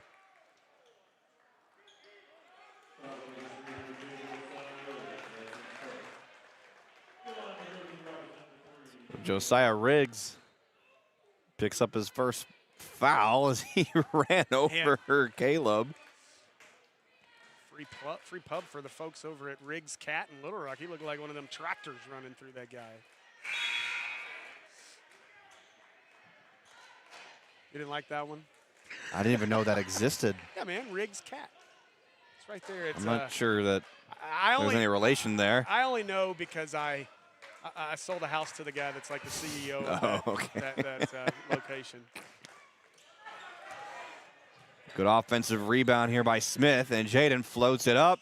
Oh, wow. my goodness. I mean, I can't even blame Jaden for that. It was just the ball decided to float straight out of the rim. Somebody needs to take the lid off of that, both of these baskets, really. It's a 4-point ball game. Here goes Riggs. Hit the backboard more of the rim, but strong move there by Dudek. Blocked from behind by Macon. Bacon. That was inevitable. There's Burns down the left lane, picks up his dribble, has it knocked from behind from Herring. My goodness. You need a cough drop. Nobody can make a shot. Yeah, This on the heels of our ladies winning without a field goal over the final 8:37. The timeout. Like, my goodness gracious. Yes, I ate all my cough drops, though. I messed up. I got too excited. Got too excited, so you ate them all? No, I was just talking too much and just, like, trying to keep the cough away. And so now I'm chugging water and sweet tea over here. Surely one will help. But, no, you know, it's funny. Borrow these. these. That's the same ones I had with me. I grabbed a handful out of the bag when I left the house and used them all. Look at they you. work. Look at you. You are a prepared man. And you are single. Why? Ladies, come on. He's prepared for anything. Yeah. I guess I only attract sociopaths. Oh, Lord have mercy. I won't make you have that whole conversation on the radio again. No, you know, so one of my favorite things to do as a commentator, play-by-play color, either way, you know, if I can make my broadcast partner laugh a little, it's fun. And especially if I can make Andy Gates laugh a little bit. Oh, gosh. I know I've done something. Well, at the Catholic game on Monday night, he was not feeling good. And you know when you get sick and you like you have a chest stuff and you laugh and it makes you just lose it coughing? Right. So we're mid-game and Reese Sharon shoots up a 3 and airballs it, which is not normal. And you should appreciate this, Mr. Inventor of the Pizookie. I immediately said, Reese, you can't make Pizookies in the air fryer. They have to go in the oven. And Andy lost it and could not stop coughing, and I just felt so proud of myself. Feel a similar way when I can get Justin Akery to laugh or anything. Those aren't cherry, though. Those are different. Oops. That's okay. Just wasn't expecting it. Wide open from the corner, and Red Herring knocks down a 3 to finally open up the scoring a little bit here. Dude's got a great name. That flows off the tongue. Red Herring. I thought you were saying Red Herring, to be honest, but Red works too.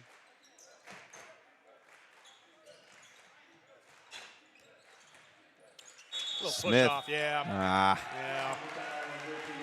was wondering if they were going to swallow the whistle on that or not. It was a pretty obvious.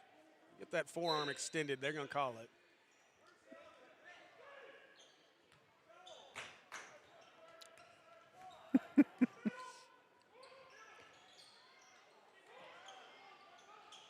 Wide open. Oh! Wow, that was so lucky, and they still missed. And now push off. Wow. Are they calling that on Gunnar Rath? Wow. Oh, thank you, sir. Maybe I should have just let Avery produce.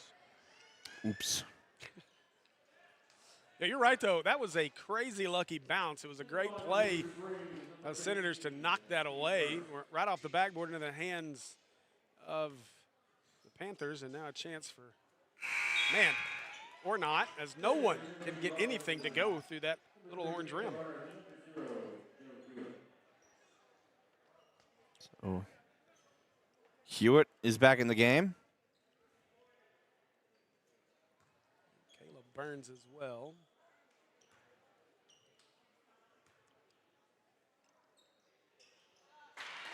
And there's a bucket, a point at least.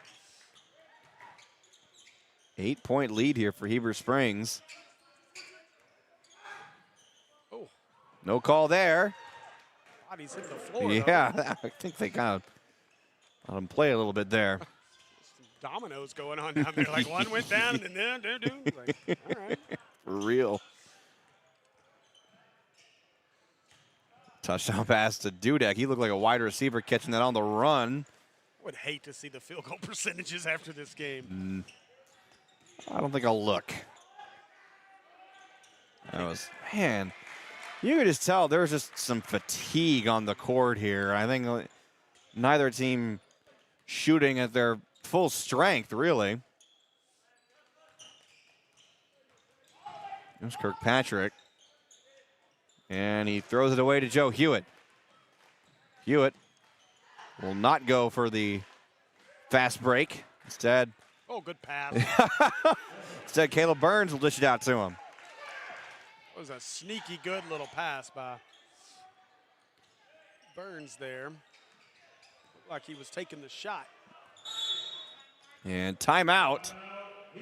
Coach Tony Davis trying to prevent the 10 seconds. Look at the shot clock. It's right at 25, so. Got fortunate there. Yeah.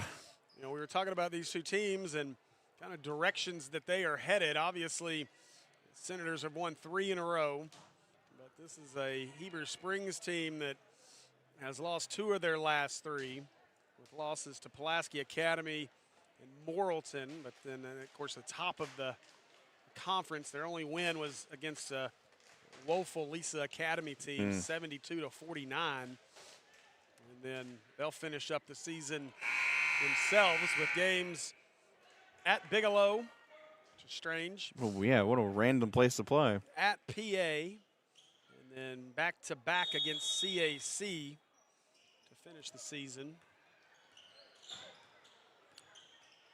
We got a Bigelow boy at Maumelle now. Really? Yep. Mr. Nate Brackett transferred in during football, or the beginning of the year, and unfortunately broke his leg against Parkview. And came back during basketball season. And he has found his way into the lore of nicknames. Okay. On the Maumelle Sports Network. Wow. Seth Dudek. He has earned the nickname Cookies because his grandmother bakes the best cookies I've ever tasted. Oh, okay. They were amazing. 20 seconds left here in the half.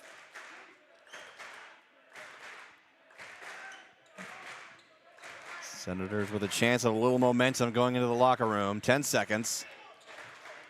Hand fighting going on there between Jackson. Whoa, a hard foul. Since Caleb Burns sliding head first into the padding there from the goal. Burns, everything's hurting. He's got a limp. He's holding the elbow, practicing the shot a little bit there. He's feeling it after that. Burns a tough kid, though. I've watched him since his freshman year. He's an exciting player to watch when he gets it going. Not a lot of guys in this conference that can slow him down.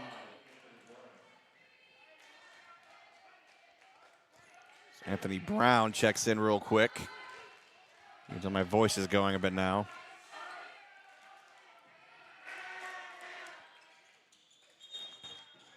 Good stop at the charity stripe there for Caleb Burns, and here comes Jaden Smith for him. For these remaining 5 seconds, a 4-point game. Let's say, how many games is this for you this week? You've been on it too. Yeah, not quite as many as you, but getting there. Oh! My gosh! Josiah Riggs swished it from half court. What a shot. We just about had it in the girls' game, and now they do it here in the boys' game. What play. What a shot. That was impressive. I don't think that touched the iron at all. No, about knotted the net up when it went through. It was so tight into it. That was a heck of a shot by Riggs. Wow, what a fantastic shot. I think I hit the right button over here to to record that. Let's see if that worked, because my goodness. Let's see if I can remember how to do this. I got to look at that at least once before we take this halftime break.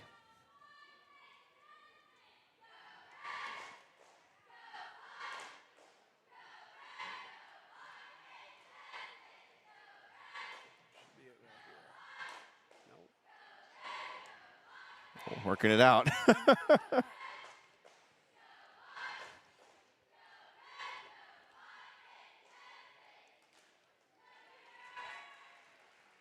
Did you hit the mark 30? Mm-hmm. Oh, okay, that's why. 413-008. It may have actually missed the very end of it. We'll see. How could that be possible? Oh, man.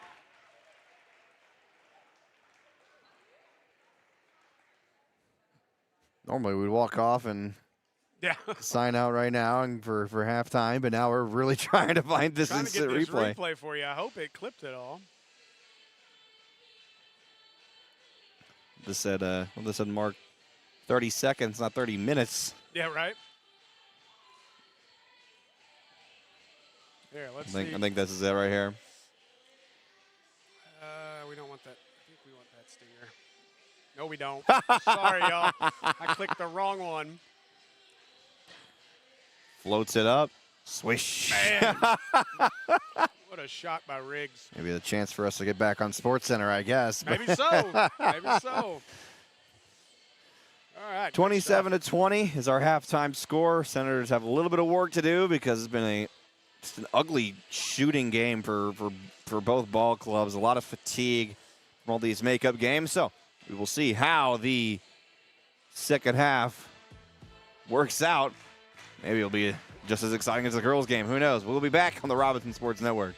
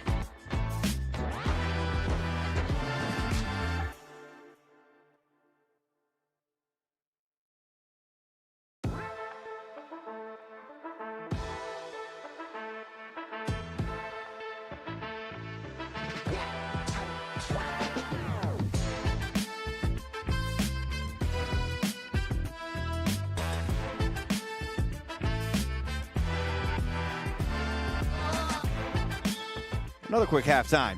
And we are still right here. So, can only imagine what the discussion was at halftime. I couldn't. I don't suspect Coach to be, you know, all too upset. I'm sure he understands everything that's going on. He's kind of a smart guy. Well, he's no Raymond Cooper on the sideline, but I can promise you that was not a happy locker room.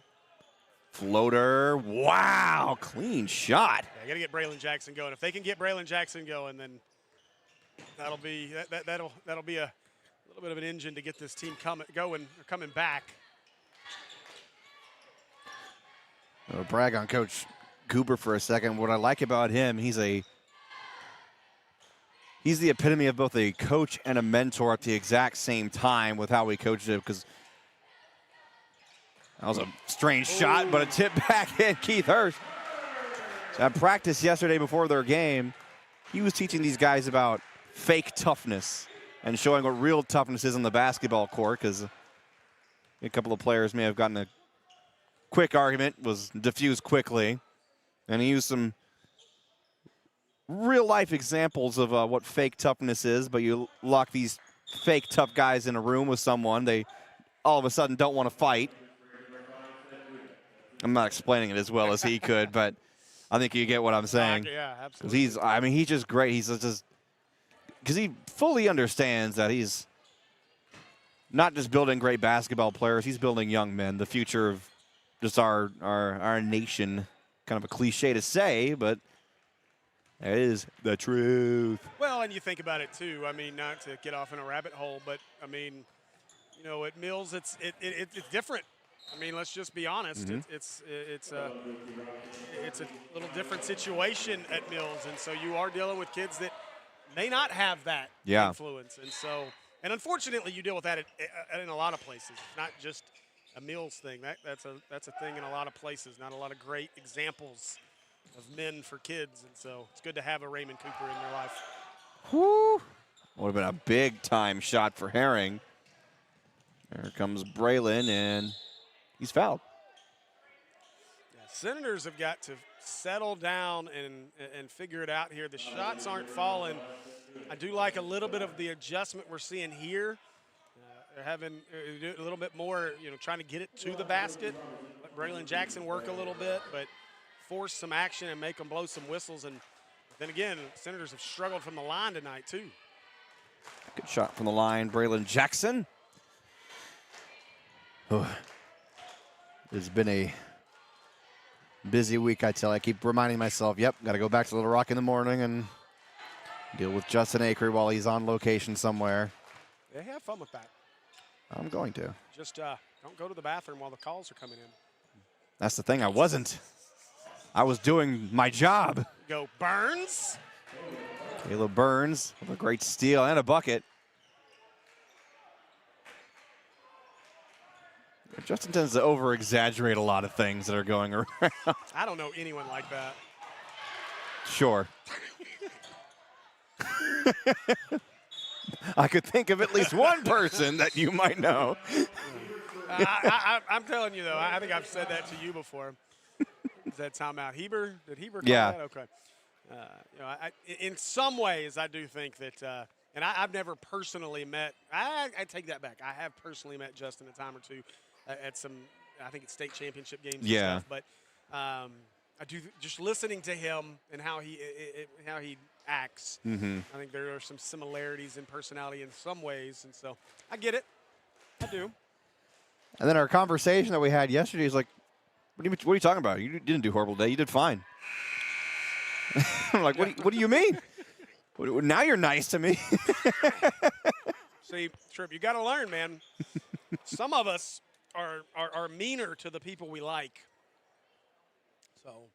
Well, maybe he was just an example of that fake toughness that Coach Cooper was talking about, or maybe a mix of both. I want you to go say that to Acre tomorrow. Well, he'll be out of the studio, so I can say what I want about him while I'm there. Okay, good. I'm going to listen.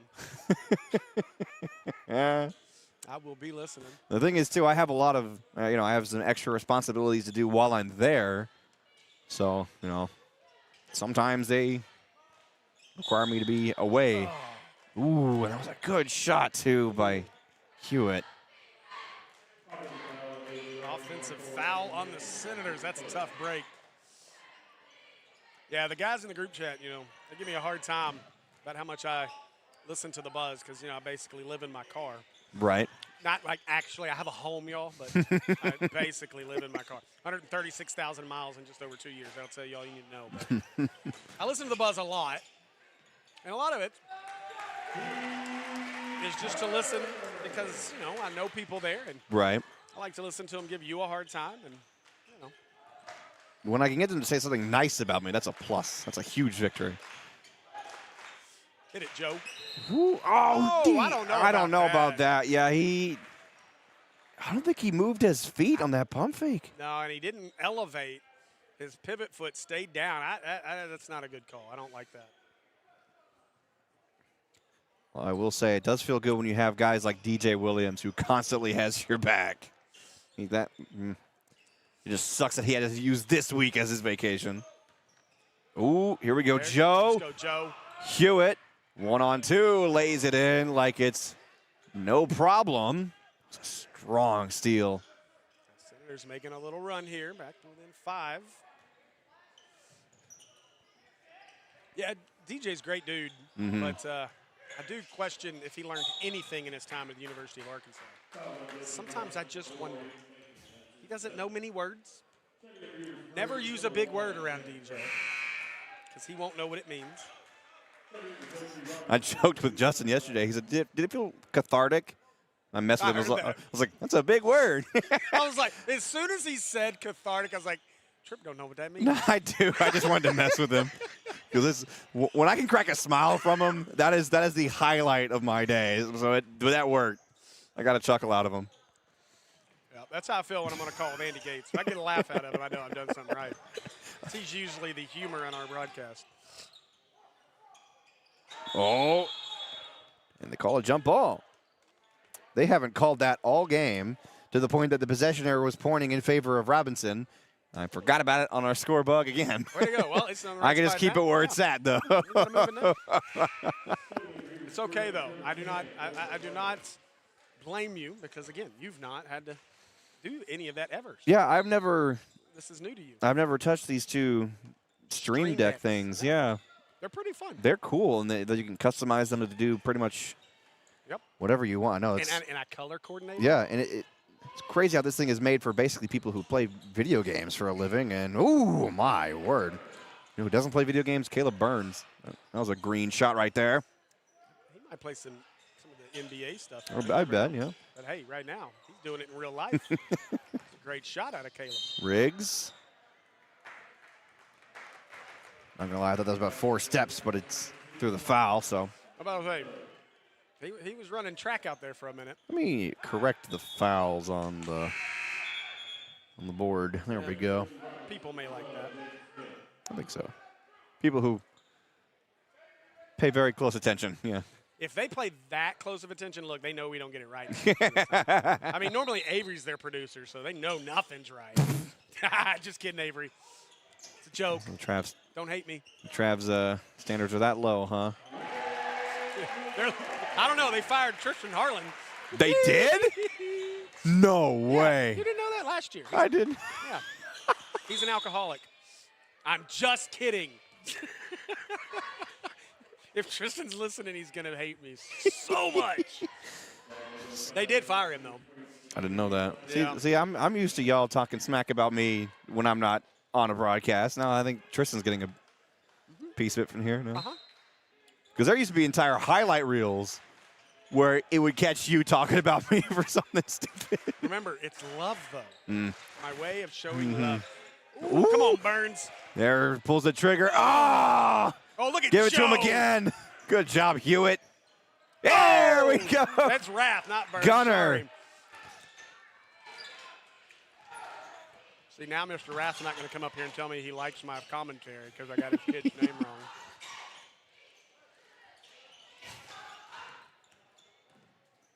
There you go. Good steal. There's Burns. All the way. Good control. My gosh, and a floater no good by Smith. He had the right idea, though. Now here comes Herring.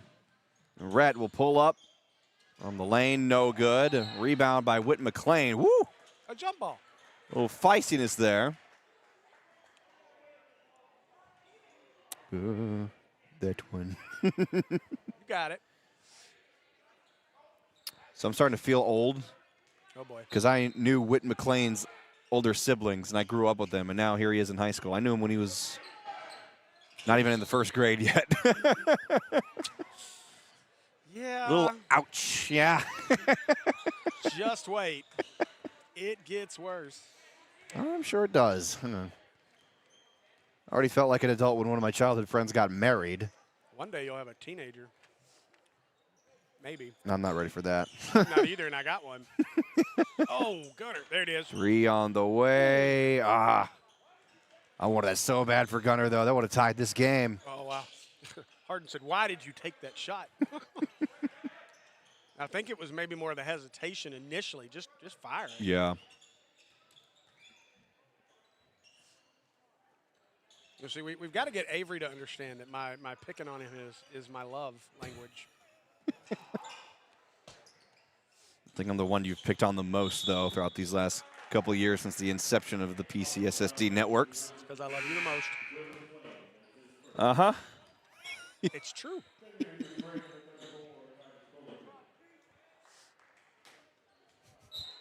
You're my favorite.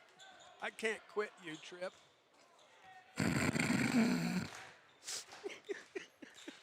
Someone's clipping that, I promise.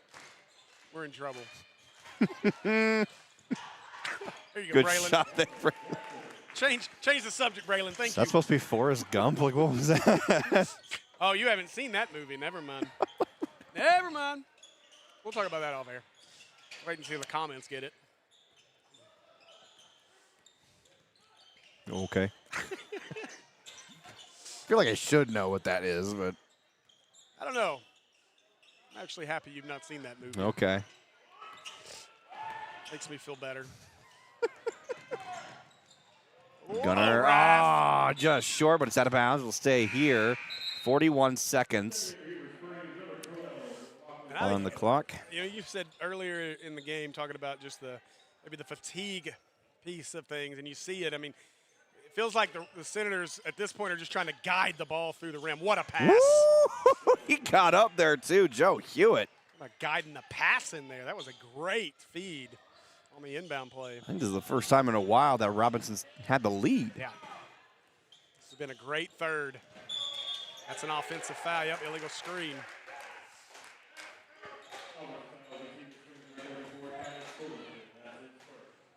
Despite Heber Springs having over 5 fouls, that wouldn't be a free throw foul.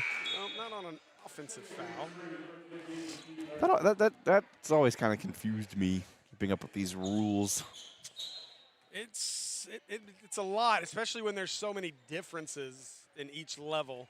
Like, you know, we found ourselves confused on what was 1-1 at the Razorback game. Yeah. Because we no longer do 1-1 here. Mm-hmm. 10 seconds left here in the third. Burns lost it going up. Braylon chase it down, though. 3 seconds and wide open, all alone. Jaden Smith, right place at the right time. Great job by Jackson to get that ball back. Great teamwork by both him and Jaden. That's the finish you needed right there. The Senators have really struggled here so far for the really first 2.5 periods of this game, but now headed to the fourth with a 38-35 lead. Got to correct the score bug. It still says 33. Ta-da. My fault. Must have. It's right now, though. That's all that matters. We kept the clock correct this entire game, too. Haven't had no problems with that. No, I've done pretty good. As long as we don't go to overtime, we'll be great. Here's hoping. No, it's getting late. I need to get home at a decent hour. So, got 2 more games welcome to my world. You're right. Oh, gosh.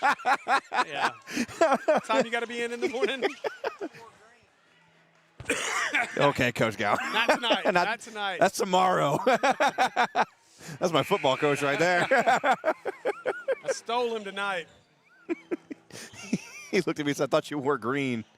For anyone who couldn't hear that.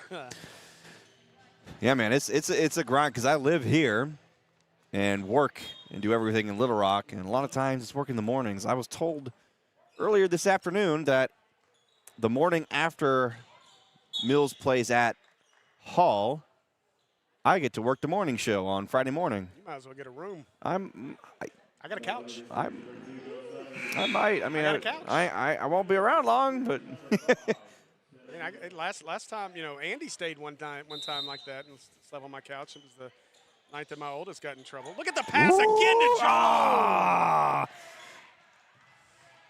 A little too quick on the trigger there, though, to Hewitt. But, yeah, man, I got a couch for you. Well, maybe. I mean, I don't think it's that tough of a turnaround. I've had some real late nights. Good shot, Keith Hurst. Yeah, the thing that stinks about that is you know you're not going to be able to hope for a mercy rule night. That's going to be a game that's probably going to go down to the wire, so it won't be an earlier night for you. Yeah, I mean, at least we're here. Wow, what happened there? Caleb completely lost it. I've been impressed tonight with this Heber defense, though. I think, again, this is a mercy rule game down at Robinson earlier in conference play, 86-59 victory. Yeah. And so Heber's done a great job in this one to at least change that. This has been a huge factor with these rescheduled games and these snow-delayed games where one matchup is a complete blowout. The next is a little bit closer. And I'm really interested because there's a bit of a storyline going into one of our Mills games. We're going to Fountain Lake on Monday and Tuesday. The last time Mills went to Fountain Lake, I think that was the game that Marshall Walls broke his arm. Oh, gosh. And he was out for the rest of the season, missed the regional and state tournament runs. And so from what I've been told, there was some dirty play going on there, some unkind things said about the Mills players and coaching staff that, similar things that you've had to hear, Steve, not directly to you exactly, but you know what I mean. Yeah, absolutely. So and the worst thing is that was the one game that I was not in attendance for. I don't remember where. I had some other obligations somewhere, but that was the one game I missed, and that's where most of the drama was. So I wish I could be more accurate with that report, but that's all things I've been told from Mills coaches. So now we get to play them back-to-back. First matchup being at Fountain Lake. Got me a little bit worried about what's going to go on down there. It might be a little hostile. Yeah, hopefully cooler heads prevail. And, I mean, things happen, unfortunately, and the things you're talking about are things that you and I have never really had to experience. And it's unfortunate that things like that will happen. And so, now, am I wrong? They made that last free throw, right? Oh, okay, now they updated it. Okay, I was like, I'm pretty sure it's a 38-38 game, but our scoreboard here in-house was saying 37. But anyway, yeah, I mean, you hope. And again, that's why you have to love that you got a guy like Raymond Cooper as head coach. Because if anything's going to happen, Cooper's going to go in there and say, listen, yeah, the way you get back at that is you go in and you just dominate and you go home. Yeah. Go in their house, dominate them, go home. That's how you do that. Don't worry about what happened last year. This is, and again, it's easy for me and you to say that. Right. But I think coming from Coach Cooper, and I think we'll see cooler heads prevail. I mean, we had a somewhat similar situation a few years ago with a Maumelle Parkview game in which things got really ugly. A little different scenario. But never in a million years would people think that we'd be working directly with Parkview today after what happened in that arena that night. So, I mean, you move on, and things happen in a heated moment that you don't want to happen. I don't think it reached that level of just how bad it was at Fountain Lake, but it wasn't. Just wasn't safe. Right. Is all I know. And those are things that you hope the administration at Fountain Lake has addressed, because that's where it has to start. Whoa. What? Jaden nearly lost his footing. 10 seconds to shoot here. Trying to make his move or something early. Whoa, what a he move. slips away, and a clean shot as the shot clock was ticking down. I was looking through our comments, and Ace Nick 12. You know, he says that this is a Heber team trying to fight for that number 4 seed. We're seeing that here in this one. And they've got the schedule to do it down the stretch. And Caleb went out of bounds. I'd say the Senators, though, they are they're helping Heber quite a bit here in this one, and I think we got some blood maybe. Oh yeah, his Dudek's, I think his eye is bleeding or his brow. We don't need a repeat of what we saw in the Razorback game. That was the one game I missed, so I didn't get to see what was going on. But blood everywhere. I saw one picture and like it just, what in the world happened? Well, they're talking about the schedule. I mean, the schedule does line up fairly okay outside of that PA matchup, but they get CAC twice, and I guess if there's a team you want twice at the end of your schedule, it's that CAC team without a doubt. So they're going for the 4 seed. And they're currently 6th. That would match them up with the. That would match them up with Mills. Is Mills the 1 seed? They will, yeah. Like, As long as they take care of business against Hall. Right. Another foul. Yeah, because right now Clinton sits at 4-4 as the 4 seed. But then you've got CAC at 3-4. Heber Springs at 3-5. A loss here would be pretty detrimental, obviously. That would put you 2 full games behind Clinton. I would not mind calling a Mills versus Heber Springs basketball game, I bet though. you wouldn't. I would not at all. I mean, you've done it in football. Not the same. Saying there's a chance in basketball? Is that what you're saying? Well, there was a chance in football as well, but Until kickoff. Well, there's a chance here as Heber leads 41-40. Braylon, and he's fouled.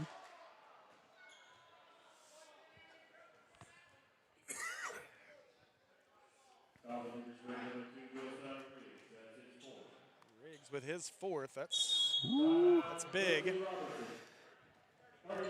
And Riggs always one of the key players on the court at all times for Heber Springs. There's barely any moments where he's on the bench. So Yeah, we've already seen him make his mark in this one with the half-court heave right before the break. Yeah.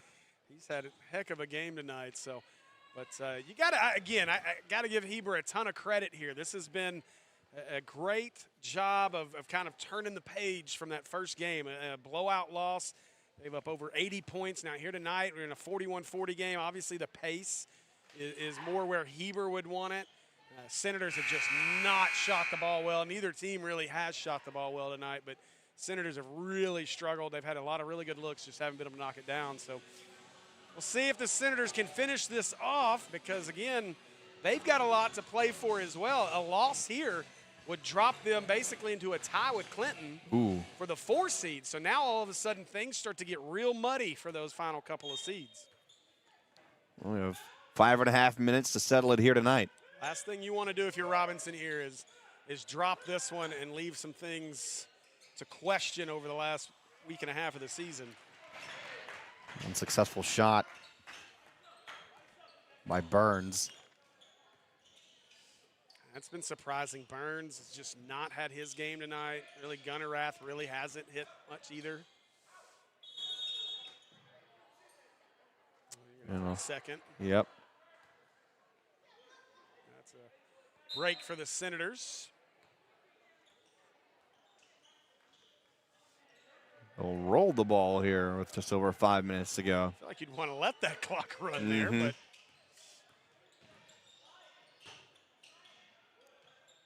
man, just can't hardly any success from the paint of all places.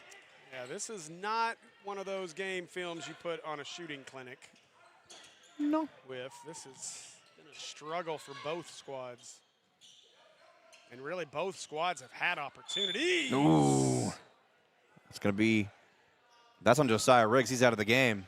Well, that's a, And he is. That is his 5th foul. wow.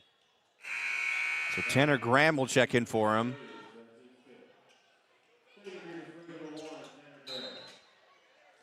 That's a big loss for Heber. We'll see if the Senators can take advantage. It doesn't really matter if they can't make buckets, which has been the problem.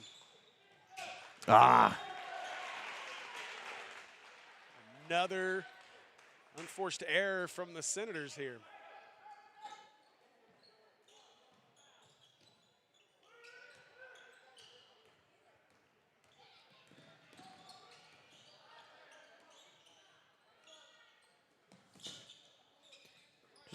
The overall feel of this game has just been tired. Like this, both teams have felt very tired, except for very few spurts of energy there. A few shots like by Red Herring on that bucket. Oh, It was Burns with his little step back, no good. man, and that is Burns' shot. When Burns gets into that action and into the flow of a possession, he doesn't miss that. Again, this has just been a tough shooting night. Another foul. Oh, they call it from Braylon Jackson. 2 on Braylon. Senators, hey, Coach Harden's going to call a timeout here. He does, a full timeout. So we'll let our bug clock roll here. Yeah, I'm not looking forward to doing that tomorrow. You don't have to do that tomorrow. You can actually, on y'all's, if you want to leave it off of there. I just don't have a way to take it off on mine, which okay. I don't need to. I just got to remember to push the button. Okay. But for y'all's purposes on yours, just keep it closed. Okay. I'm not that really concerned with it since y'all are going to be shorthanded tomorrow. It'll be a 2-man, at least comment. Well, no, it'll be a 3-man crew with Kenneth on camera and me and D-Rob on the mic. Yeah, we've been running the 3 Amigos crew quite a bit.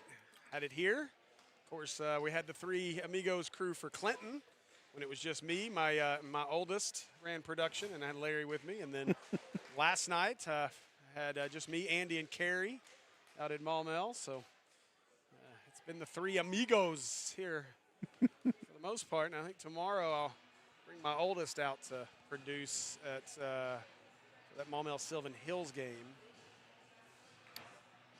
By the way, do want to say a hello and a big thanks to my guy, Mr. Jay Lanier. Obviously made the trip up here to see his youngest, who plays on the JV squad. Now taking in some action here of these varsity Senators. But there's Jay, the dad of Jacob Lanier, who signed with Nebraska, currently playing over at Parkview, undefeated in 5A Central play. And I'll tell you what, that young man has been something else to watch this year. His development's been pretty extraordinary from his freshman year to today.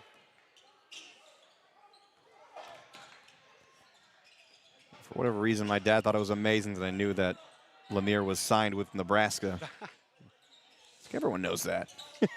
About everyone. I mean, our own commentators on the Patriot Sports Network didn't know that. Till What? I told them, so. Oh, well, okay. Shows the homework. We got work to do with those guys. Oh, floater, Seth Dudek. Senators got work to do, down 6. And that doesn't seem like a lot, but just how this overall game has been running. As the Senators will just call another timeout. Like I said, this game has felt fatigued. This game has felt tired, and especially the Senators playing just constant back-to-back games. What, this could be 3 nights in a row playing basketball? 3 nights this week. It's Saturday, Tuesday, now Thursday, and then you turn around and play again tomorrow too. And so, again, Coach Harden's got to figure something out down there. And unfortunately for Coach Harden, he can't go out there and put the ball through the rim. Yeah. That's been the problem tonight. The Senators have had opportunities. Again, we talked about it all night. They've been able to get into the lane. They've been able to kind of do what they want. You've seen Rath open. You've seen Burns be able to get into the flow of the game. Just nothing wants to fall for these guys. It's been a struggle in this gym. And it doesn't matter where they shoot it from either, even if they go up strong in the paint. Somehow, the ball goes anywhere but the net. Yep. And, I mean, what else can you do? You almost feel hopeless in that kind of situation. Well, and again, a lot of like we talked about during the girls' game, you wonder just how much emotion that was exuded after beating PA on Tuesday night. Mm-hmm. And where their heads are and energy levels are right now. Here's Burns. Hit it. Gunner. Just short. It's always, I swear, the shots just feel a little underpowered. They're always just very short from the rim. When you're exhausted, your legs are the first thing to go, and that's the #1 thing you need when you're shooting the ball. Blocking foul. Oh, and Burns is hurt. Burns is hurt. I think he landed on his wrist. Oh, gosh. They're going to try to help him up. Thankfully, it looks like they're pulling from both arms. Looks like forearm, maybe. Yeah. Maybe his elbow. Or no, his elbow. Are we not shooting? I guess not. I guess it was in the shooting foul. Inbound. Really got to get Rath untracked here. There you go. Good move, Cody. Very. Caleb, I did it. I Cody. knew I was going to do Cody. it. Yep. I knew it. It was Caleb.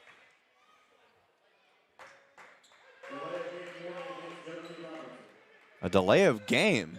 Yeah, I think he just didn't. I think he knocked the ball instead of handing it to the officials. The issue there. Oh, and a steal by Hewitt. He's trying to dish it to Gunner, but it goes out of bounds, so it'll stay here with the Senators. Coach Tony Davis not happy about that. I think they're saying he touched out of the baseline as he elevated to save that. So Heber fans don't, or Heber coaching staff doesn't agree. Hit it, Gunner. Hit it, Gunner. 3 on the way, top of the key, and there it is. Here we go.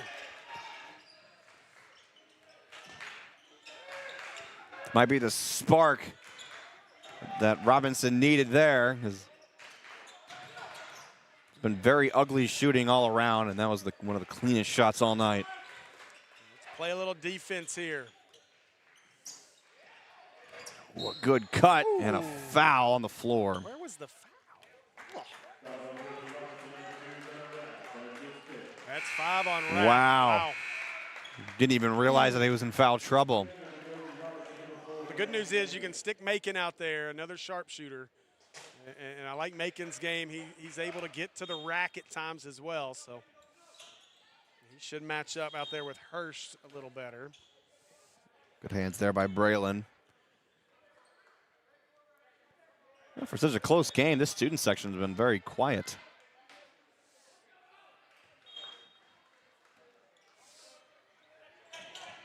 Herring from the baseline, barely got it away in time to Dudek. 3 on the way from Herring, just short. Man. I think Burns got a hand on it. Kirkpatrick on the floor. I'm surprised he didn't get away with I'm surprised he did get away with some kind of traveling, but I guess he didn't fully roll. So it's a timeout, Heber Springs. A minute 38 to go. Goodness gracious. This is do or die time here. I was reading the comments. Frotater says Heber's an extremely tough place to play. And the district tournament happening at their stadium is bound to cause some upsets. Maybe. I don't know. I mean,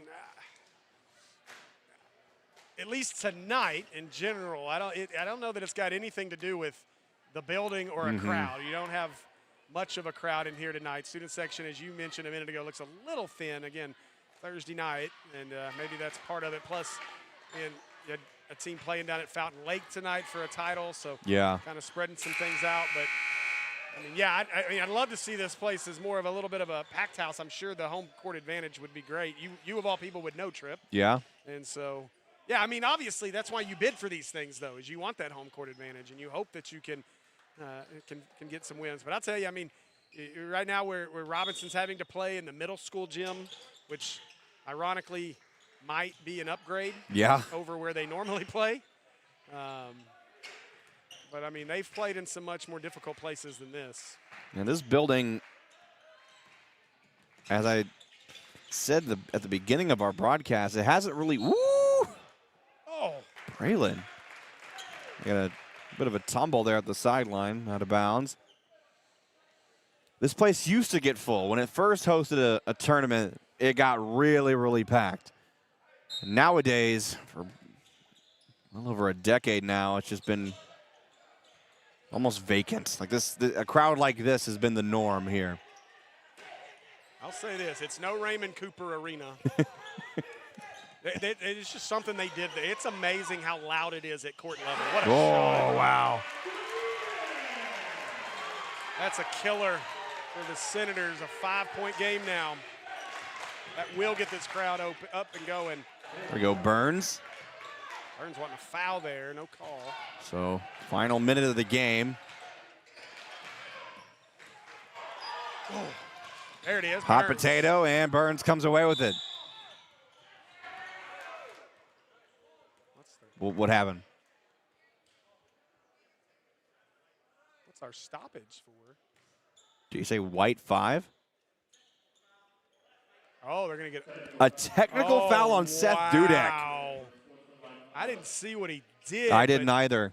That is huge with 45 seconds left.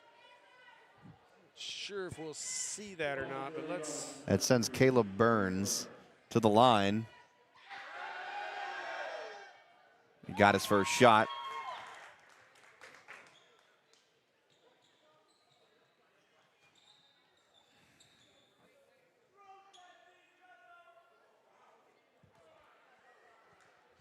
I'm not real sure. Will be after this play right here that you're looking at. So, yeah, Dudek. I think he said something to the official. He absolutely did. As soon as the turnover happened, he said something to our official.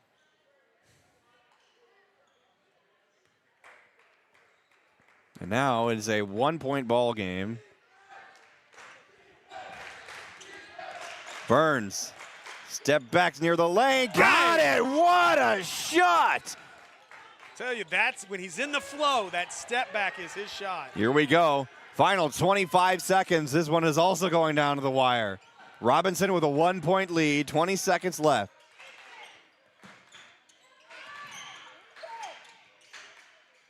And Joe, a chase down.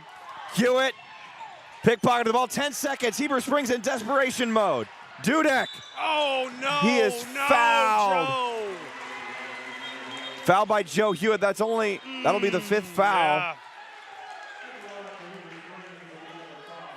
Oh, man.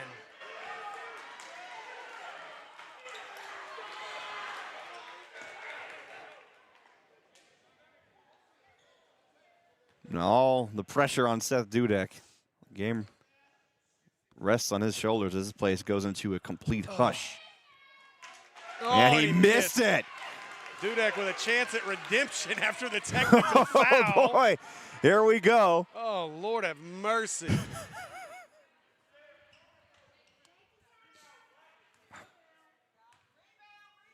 Let's see what happens here. He Oh. ties it with 51 all, 6 seconds to go. See if Harden calls a timeout.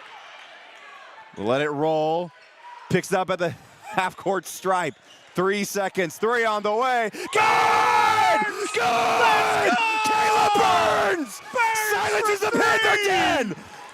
Ball game called by Caleb Burns. Walks it off for the Joe T. Robinson Senators. I think they're going to say there's .2 on the clock.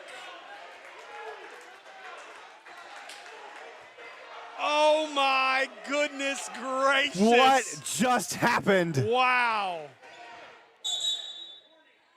And a warning on What's Coach good Tony in that? Davis.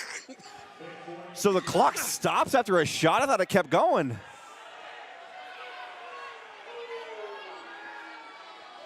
Wow. Caleb Burns, ice in his veins.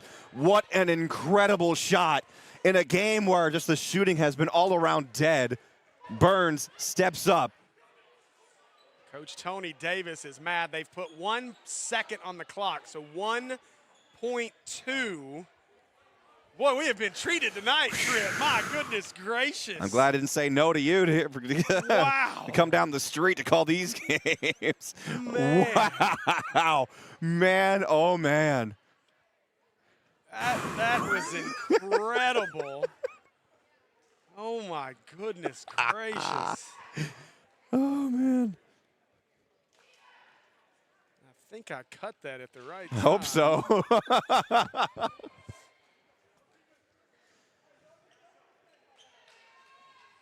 I have never seen just such an incredibly clean shot that late into the game. Man.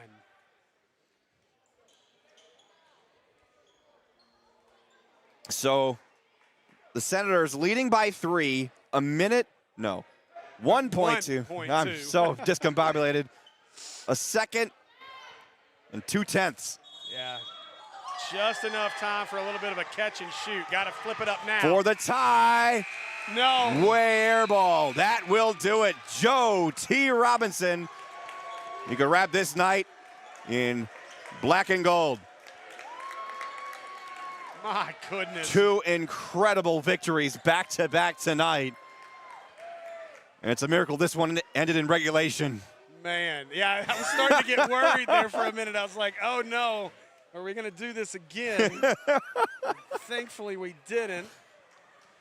Unbelievable. That might have been the play of the year for these Senators. Caleb Burns, that incredible shot.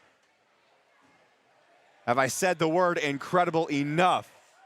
And there's some jawing going on the court. And you hate to see that, but it was a pretty contentious end there, so.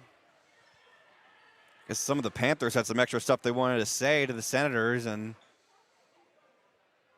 normally what would happen here is, the teams would gather around mid-court and have a little prayer circle.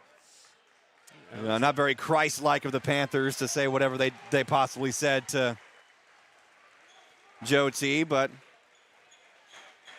it's okay. They'll still go to church on Sunday. That's the wrong one. I'm trying to cue up our replay here. I don't like how this is working, though. Oh, man. What a game. What a night. No doubt. You may just have to catch our replay on the highlights on the Senator social media pages as I'm trying to get this thing to catch up, but it doesn't scrub very quickly. Yeah, it's a little. Yeah, I don't like that. I don't like how you can't just simply go frame by frame or anything. Yeah, it jumps a bit, and that's what I'm trying to get it to stop. And some behind-the-scenes stuff that y'all are listening to right now, because trying to work out the instant replay so we could look at that last shot, because holy cow. That was where we tied it. Come on now.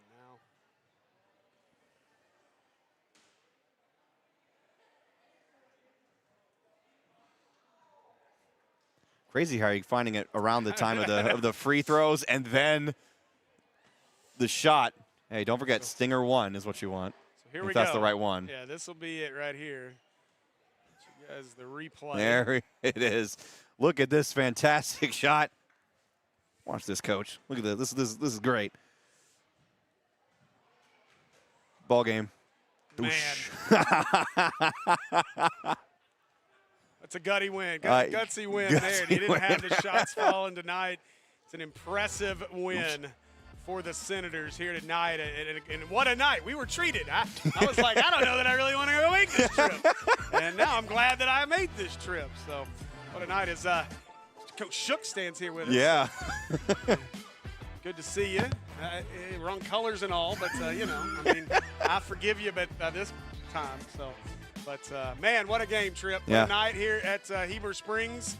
Appreciate your hospitality. Absolutely. And, I kind of, it feels a little weird being the loudest in the building as my alma mater gets upset like that in a way, because this place went completely silent. And, my gosh, just what a game. And just like I said, this entire matchup felt fatigued. You can tell that everyone's really tired from all these extra games and the lengthy delays from the snow and everything. So the shots, for the most part, up until the very end, felt very tired, get a little weak. And then Caleb Burns says, nah, I'm not tired anymore. Drains it, ends the game. I mean, that was absolutely incredible. Hey, magic things happen here in my backyard, Steve. That's right. So maybe it's a good thing that the regional tournament's happening here. Yeah, absolutely. I guess. I mean, we'll come hang out on the lake, I guess, in the cold. But, you got to give Burns a ton of credit. His shot was off all night long. but I said it, when he gets into the flow of his game, that step back is deadly. It's lethal. He hit that one to make the big shot, and then 1 out of 2 free throws gave him a chance. Hits the big 3 there. So what a night here for the Senators. Absolutely. So I want to go to bed. I know you have a bit of a long drive back to wherever you're from. Sure would. Oh, sure How do you think I would. feel? Now you know how I feel every single day. See, here's the great thing. I'm going to drive, and I'm going to go to bed, and I'm going to sleep. You're going to go home and go to bed, and then you got to Then immediately super get up early and drive again. while Yes. I'm sleeping. So I'll take my late Yeah, drive. whatever. I don't care. I do it for the love of the game. Coach Shook, see you later.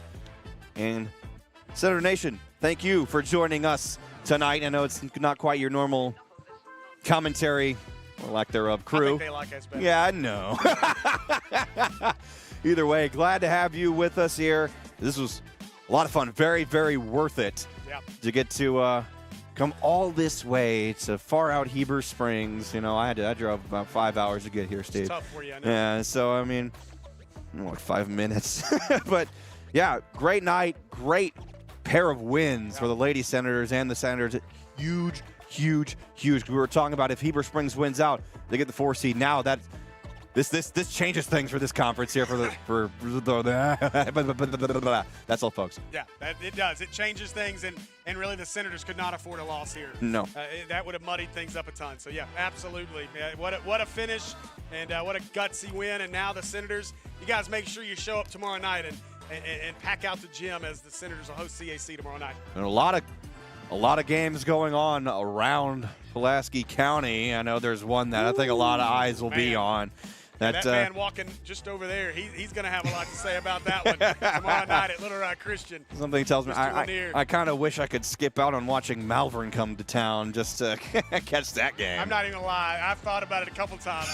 If I could trust Andy Gates to do play-by-play, I'd be at Little Rock Christian tomorrow night. But we got a big one ourselves. Of course, you were talking about it, across the networks, big ones. You guys are hosting Malvern on the Mill Sports Network. Mm-hmm. Of course, we've got on the Robinson Sports Network, we'll have CAC in town. Maumelle and Sylvan Hills do battle in what is going to be a very important game for both teams in the 5A Central. That game at Maumelle on the Maumelle Sports Network. And then, of course, who am I forgetting here? Oh, yeah, Parkview at Little Rock Christian in what is the premier game as the 2 top players in the state of Arkansas go at each other in J.J. Andrews and good old Jacob Lanier. And I know there's a little bit of, Jacob was a finalist for the McDonald's All-American. J.J. is on the team. There's a little heat going on in that one. So tune in on our Natural State Sports Network's channels tomorrow night as we're going to have it full of great basketball as we make this run into the postseason. I think every broadcast table for our commentary crews will have at least that game open in the background watching that as that unfolds. It's going to be a lot of fun. So thank you all for joining us here on the Robinson Sports Network, brought to you by Natural State Sports. For Avery McMullen and Steve Henson, I'm Trip Keeter, the voice of the Mill Sports Network, saying good night for Heber Springs. And go Senators! Yeah!